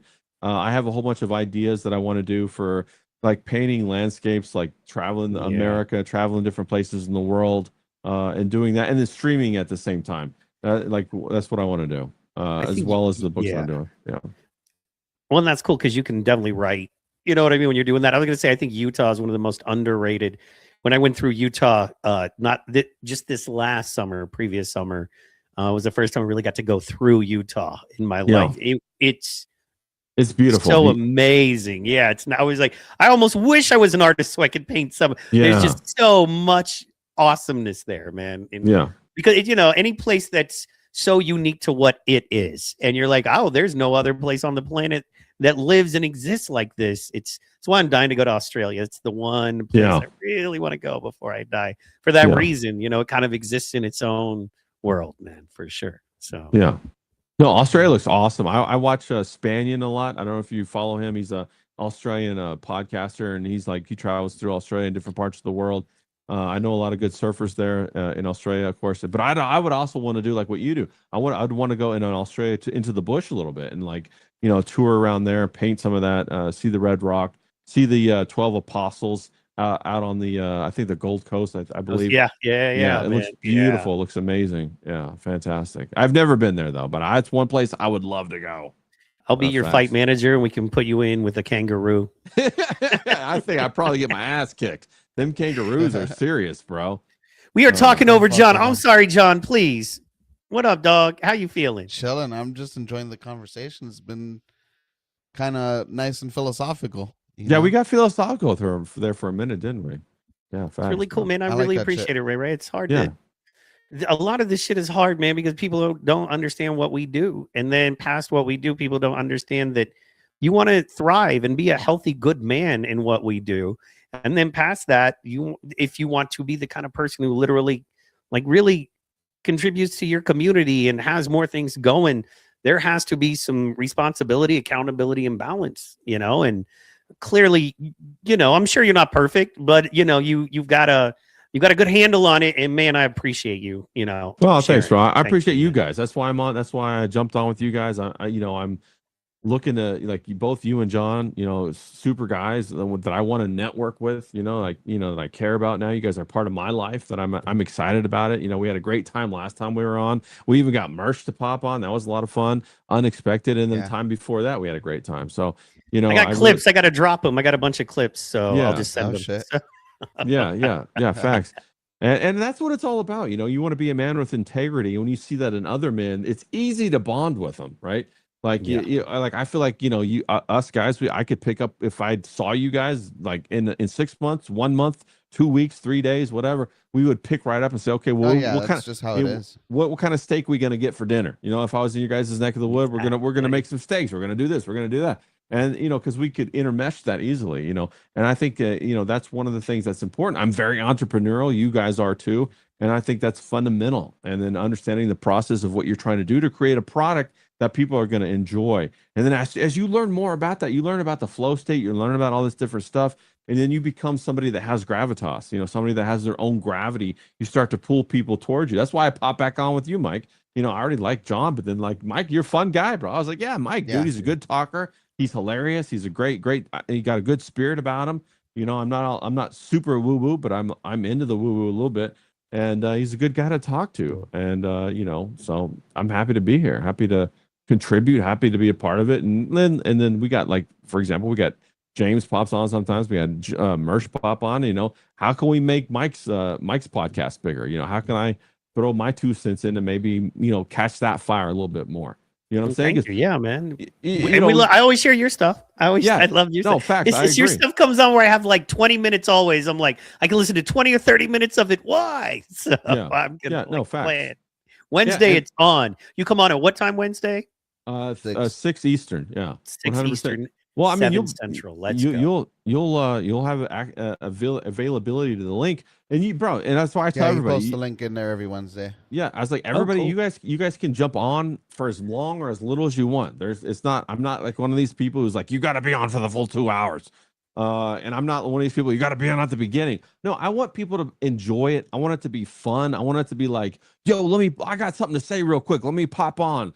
D-Wag's the guy who invented that, basically. I call that doing the D-Wag, bro. He comes in like a Tasmanian devil, throws things around for 20 minutes and then fucking storms off. And we had it's awesome. It's awesome. I love it. So, yeah. I have a Friday night show very similar, mainly for epileptics, but you know what I mean? Everybody's chilled, but yeah, the same. I call it the open mic. I set it up because, a lot of epileptics don't get to drive.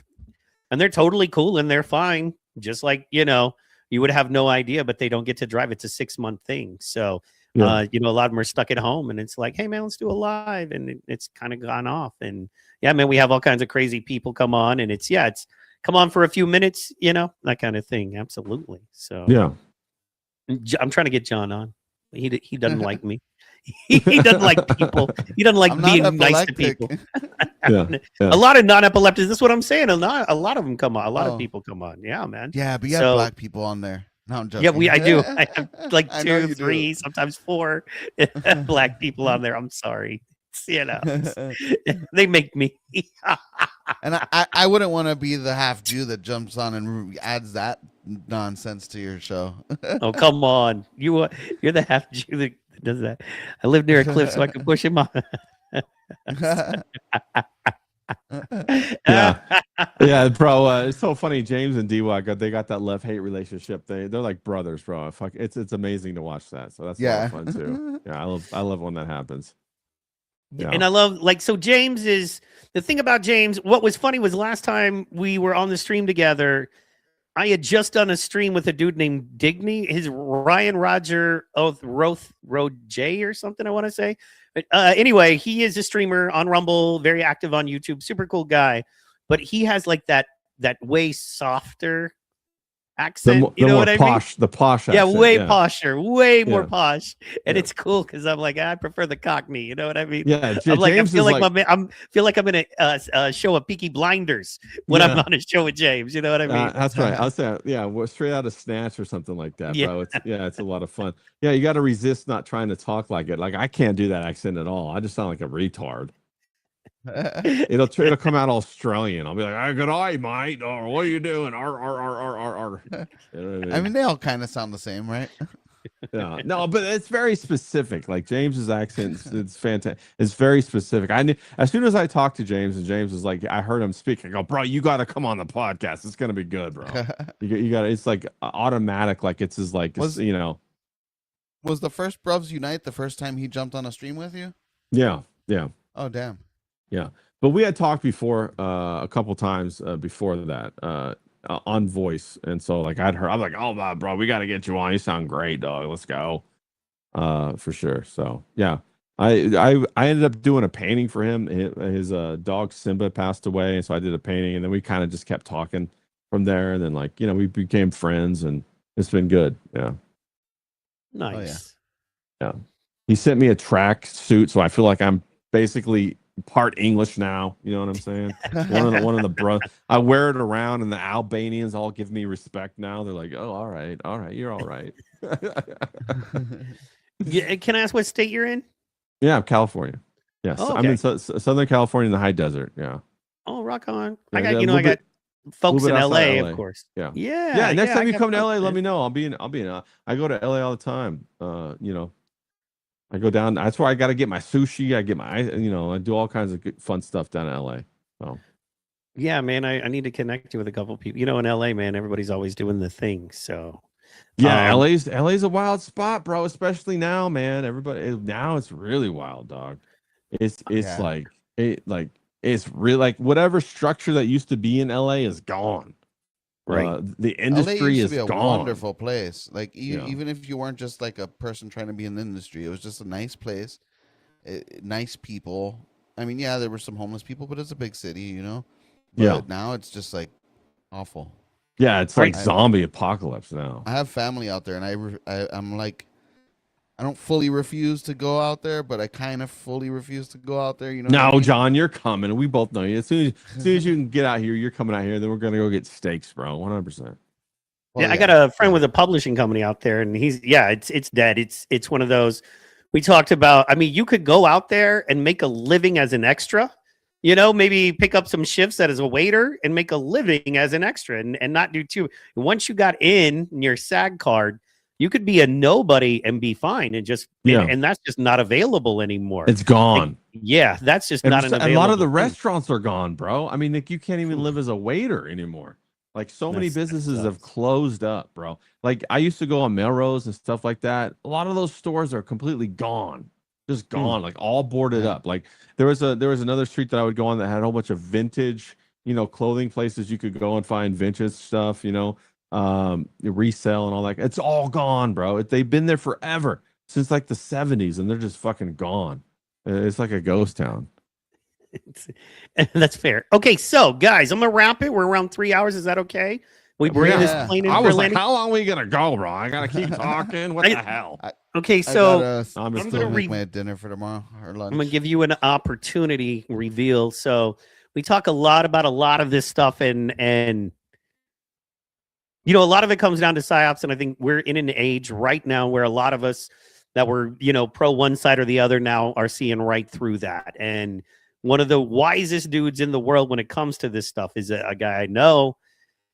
A lot of the way I think, and I understand something that you said, my brother Ray, you said it's, you know, not too, and I understand it can come off very spiritual when it's very, very, and I am spiritual to a certain extent, as we all are, but I more so psychology. With very, very deep psychology can come off spiritual because you're accessing parts of the brain and behaviors that you only are available to access commercially in what we would call a atypical spiritual or church setting. Other than that, these parts of your consciousness really don't get accessed, and you're aware of it and you're doing something within that. Otherwise, it's okay, well, I'm driving my car tomorrow. Okay, well, I get in my car. Well, there's 14 things you're going to do when you get in your car that you have no idea you do until, for instance, I have seizures, and that's one of those things. When you recover from a seizure, you have to retrain your brain. Okay, open my car door handle. Okay, hold my keys. Okay, sit down, put the keys in. You know what I mean? Depress the brake, turn the thing. You know, all of these little things, you have to walk through them. It's heavy. So anyway, Chase is brilliant at this stuff. He also is an epileptic, one of the smartest in the world. Not for nothing, boys, but as you can see here, he has 1.86 million subscribers, so he's doing something right. And this is one of my favorite ones. Check this out. This is brilliant. After 9/11, Twin Towers go down, the building 7, but these researchers, their names are Tallarico and Rubin. They had these people write down exactly how they learned about the news. They came back and they asked again, obviously the same people, but it was like 18 months later. Some of it was years later. And what they found was that the details drifted big time, and they completely contradicted the original thing, and it kept mutating over time. But you know what didn't move at all? There's one thing that didn't move in these people 1 millimeter. What do you think it was? Their confidence about the memory. Vividness and accuracy are not the same thing. Boom. Little things like that, right? Yeah, I like him. He's pretty good. I like his. I met him in Hawaii before he was still in the military when I met him, actually. Damn. So yeah, he did a show where he was talking about like how to tell if you're being psyoped, like what are signs you need to look for. Detachment is not. He puts out a lot of good info. This will be a short of that one. Detachment is not failure. Maybe letting go of a job that just sucks. Maybe a one-sided relationship. The need to be liked. It's not loss. That's freeing yourself. It's liberating yourself. The need for constant understanding and validation is a mental leash. So I want you to learn to cut it and watch how the world will really shift in your life. Because the second that you stop needing to be understood is the second you become impossible to manipulate. I completely agree with you. One of the things that I studied a lot were the confidence game, things like that. I don't know if you're familiar with the concept of the confidence game. Are you familiar with that, Mike? Yes, of course. A confidence game is a hustle that people run upon you that requires your own emotional investment for it to work. Another thing that I learned about, I read a book, and Mike, you might like this book. Maybe you've already read it. It's called The Stroke of Insight by Jill Bolte Taylor. Have you ever heard of that by any chance? I've heard of that book. I've not read it, but yeah. It's a fantastic book. It's about Jill Bolte Taylor was a neuroscientist, and she actually experienced a stroke, and she spent 7 years coming back from her stroke, and then wrote a book about it. And it is crazy the amount of power that is in the human brain, with the ability to, like what you were just talking about. You have to retrain yourself. You have to rework your motor skills. You have to do this. You have to do that. And then the thought processes that go on it. And it does get spiritual. It does get woo-woo when you start talking about that, because everything in your life starts from an idea. It starts from a place of consciousness. And quite often, right before you're falling asleep or right before you wake up, there are all of these conversations that you have with something greater than yourself, whether you call that God, whether you call that the universe. Nobody knows, because nobody's been there and got that name of that individual or that thing or that whatever, I don't know what it is, but it's like you're a receiver for these concepts, these ideas. And there's something much, much bigger than who we are, than what we do. And that's why, when you shrink the ego and you disassociate the ego from your identity and instead put it to what you produce and what your product pipeline is, and then you connect to this creativity, you can do There things you that go. are so much more incredible than you ever thought you could do. And then opportunities start to pop up that you couldn't even conceive of. And that's what is adventurous about life. That would be the message that I would want to spread to people, that you could be the action hero of your own life, and this is how you do it. And if I may, Facts. you are the action hero of your, like it or not. You know what I mean? Yeah. But are you making a great life? And what you said there is something much, much greater. And I love that.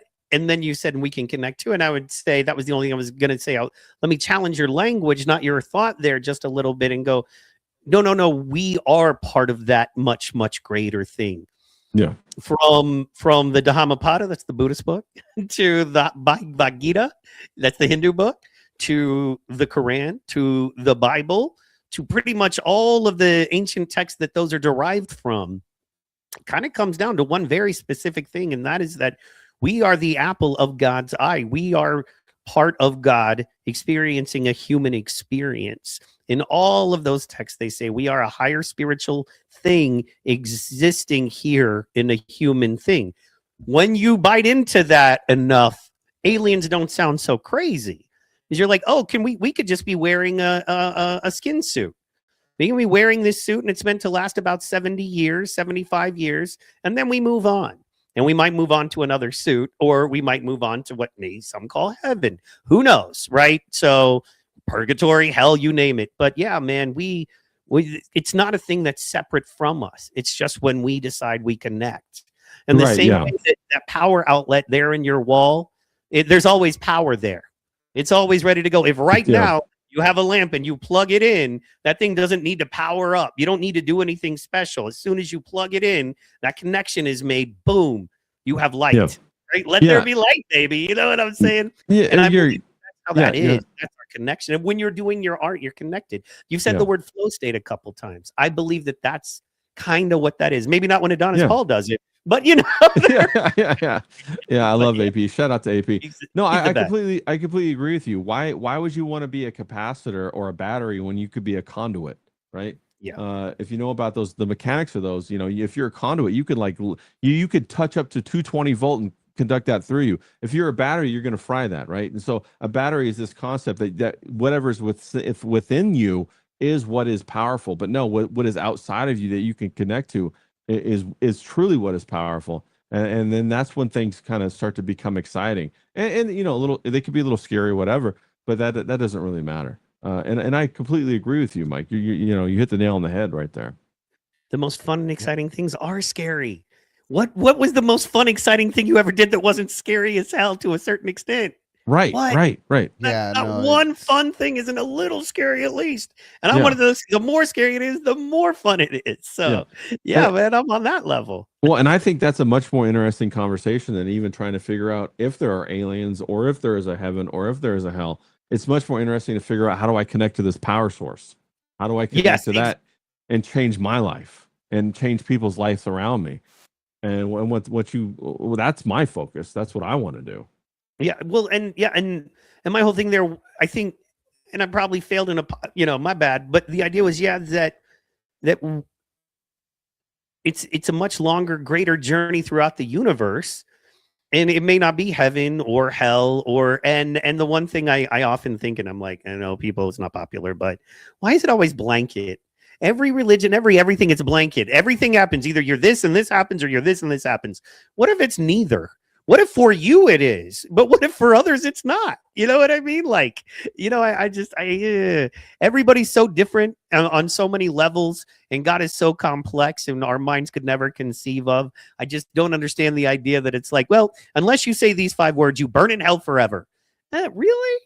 Well, I agree. Dog, no, Mike, I feel you, dog. And like, you're getting ready to open up a whole nother 5-hour conversation about no, we gotta go. I know the control state of religion, and we could which is talk about the difference between religion and spirituality.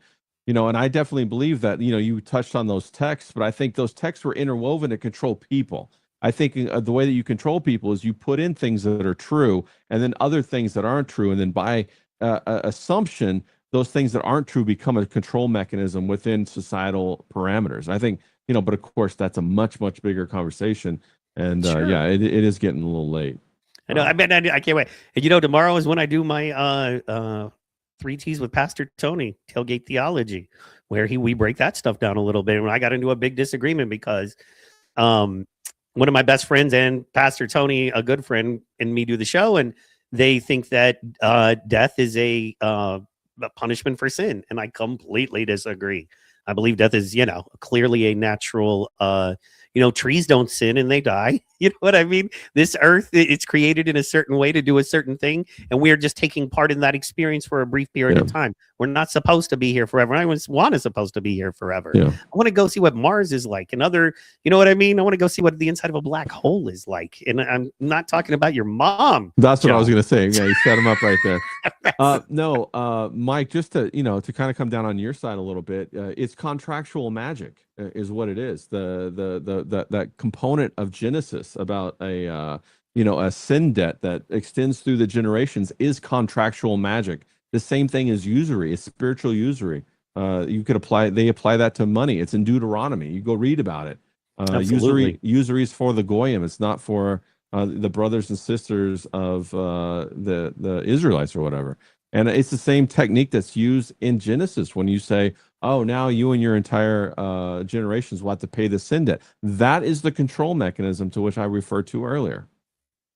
I see that. I absolutely see that. And yeah, man, once again, if I start talking, it'll be another, because then we'll start talking. You know what I mean? I've got plenty of thoughts on that too, bro. Wednesday night, if John is down to, but John, you got to talk some. I mean, we're talking about you literally right now. Well, we're talking about your phone. I'm on 3 hours of sleep, guys. I know you get some John rest. is A doing little bit of great. leeway. John is just sitting there looking pretty. You know what I'm saying? Yeah, it's sexy as fuck. All right, he's this will be the churching up last the one. joint. This one is called Plato Predicted the Matrix, and it's brilliant. And I wanted to show you this one, and I figured this would be what we go out of. So if this movie felt original, it's not. It's the newest reprint of a story that has no original, Talking about the Truman Show. which, given what the story is about, might be the most on-the-nose thing in this whole video here. Plato told this story using a cave. Prisoners chained to a wall. They're watching shadows, and they're certain that the shadows are the world. And then one of them escapes and goes out into the sun, and when he comes back to tell the others, they're not excited at all. They want to kill him. And this is written 2,400 years ago, and Plato already got the punchline. The cave trains people to experience rescue as an attack. So the Gnostics took Plato's 2 worlds and made it a lot darker. The lower world, which they call Earth, basically, isn't just shadows like in Plato's cave. It's a prison with a builder and an architect. And the only way out is through direct knowing, not information, but knowing. And there's a huge difference there. If you look at the Matrix, they put the whole thing in sunglasses, and then they hid Neo's contraband inside of a hollowed out copy of a book about fake realities. And this is called Jean Baudrillard's Simulacra and Simulation. Then you have Cypher sweating over a steak that he knows is fake, and he chooses it anyway. He says something like ignorance is bliss in this moment. So you have the cave, the Demiurge, the Matrix, the Dome, and the Truman Show. 4 versions, 24 centuries. These are authors who never met and obviously couldn't have. There's a fingerprint here. The exact shape consciousness makes every time that it notices the cage a little bit. And every one of these stories agrees on the one thing the inspirational crowd leaves off the movie poster. Getting out hurts. Plato's prisoner is blinded by the sun for a long time. Neo instantly starts vomiting. Truman loses his wife, his best friend, his town, his father twice, and every comfortable idea that he ever had about who he was. Waking up is a demolition. That's why people choose the steak. That's why most people, even if you handed them the keys to the door, they would grab those keys right out of your hand and lock it from the inside.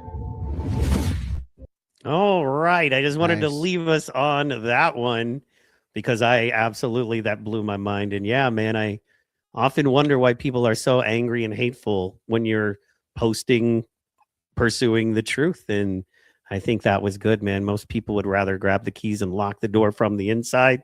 And he gave us that's a some fact. great examples. Yeah. That's a fact. I mean, look, we expose the two-party duopoly here all the time, and people aren't ready for that kind of shit. Yeah. No, facts, Mike. Also, something you might want to look into is the fact that the Wachowski brothers stole The Matrix from another author. I saw that it was. You're being so internet right now. Can't we just did a thing on a thing? You're being so internet. Bro, how do you end with that video and not let me have that? I gotta say something, bro. He's like, I'm gonna open up this other can of worms, but we're not gonna talk about it. See you later, guys. I'm like, I'm giving a deep philosophy. You're like, come back again. Yes, you're doing the whole thing of, well, actually, did you know? I'm like, no, it's. Well, how do you end a podcast with Plato's Cave analogy, bro? That's crazy. That's what you open a podcast with. I want people to understand until Wednesday when they're watching the news. That's a teaser. I got you. They're feeling isolated. They're not watching the news on Wednesday. They're watching us. Yeah. No, I mean before that, well. Tuesday, and then early before 1 a.m. Central Time.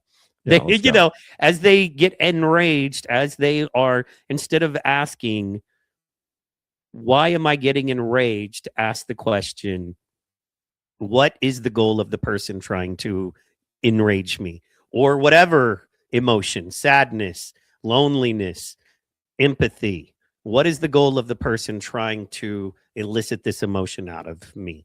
That's a very different question other than why are they doing this or what is my next move because I feel this way, which is what most people ask. What is my next move because I feel this way? No, why is this question. person wanting me to feel this way? What is their motivation for me to feel this way? Ask that question and you can step out of the matrix, but it'll hurt. Yeah. And that's all I got. No, I agree. That's a great question. John? I prefer to just say, I don't really care why this person wants me to feel any kind of way because it's not working. John says, I want my steak medium rare. Thank you very much. Rare to medium rare, yes. John, I want you to want me. That's that would be a good song. That like I need you to need me. You know what I'm saying? Yeah. Hey, John, didn't I? Kind of gay, bro. Didn't I see you crying? Okay, we'll see you tomorrow or whatever. Wednesday. We'll see you you'll be on Wednesday. tomorrow. Yeah, I'll be doing stuff tomorrow. Ray, are you doing anything tomorrow? Yeah, I'm gonna be interviewing Jonas Sweet. He's an artist and a tattoo artist down in San Diego about his creative journey. 3 Awesome. p.m. Pacific, 6 p.m. Eastern. Ray is happy. Let's go. 6 p.m. Eastern. Ray is happy. Let's go. We love you. Yeah. We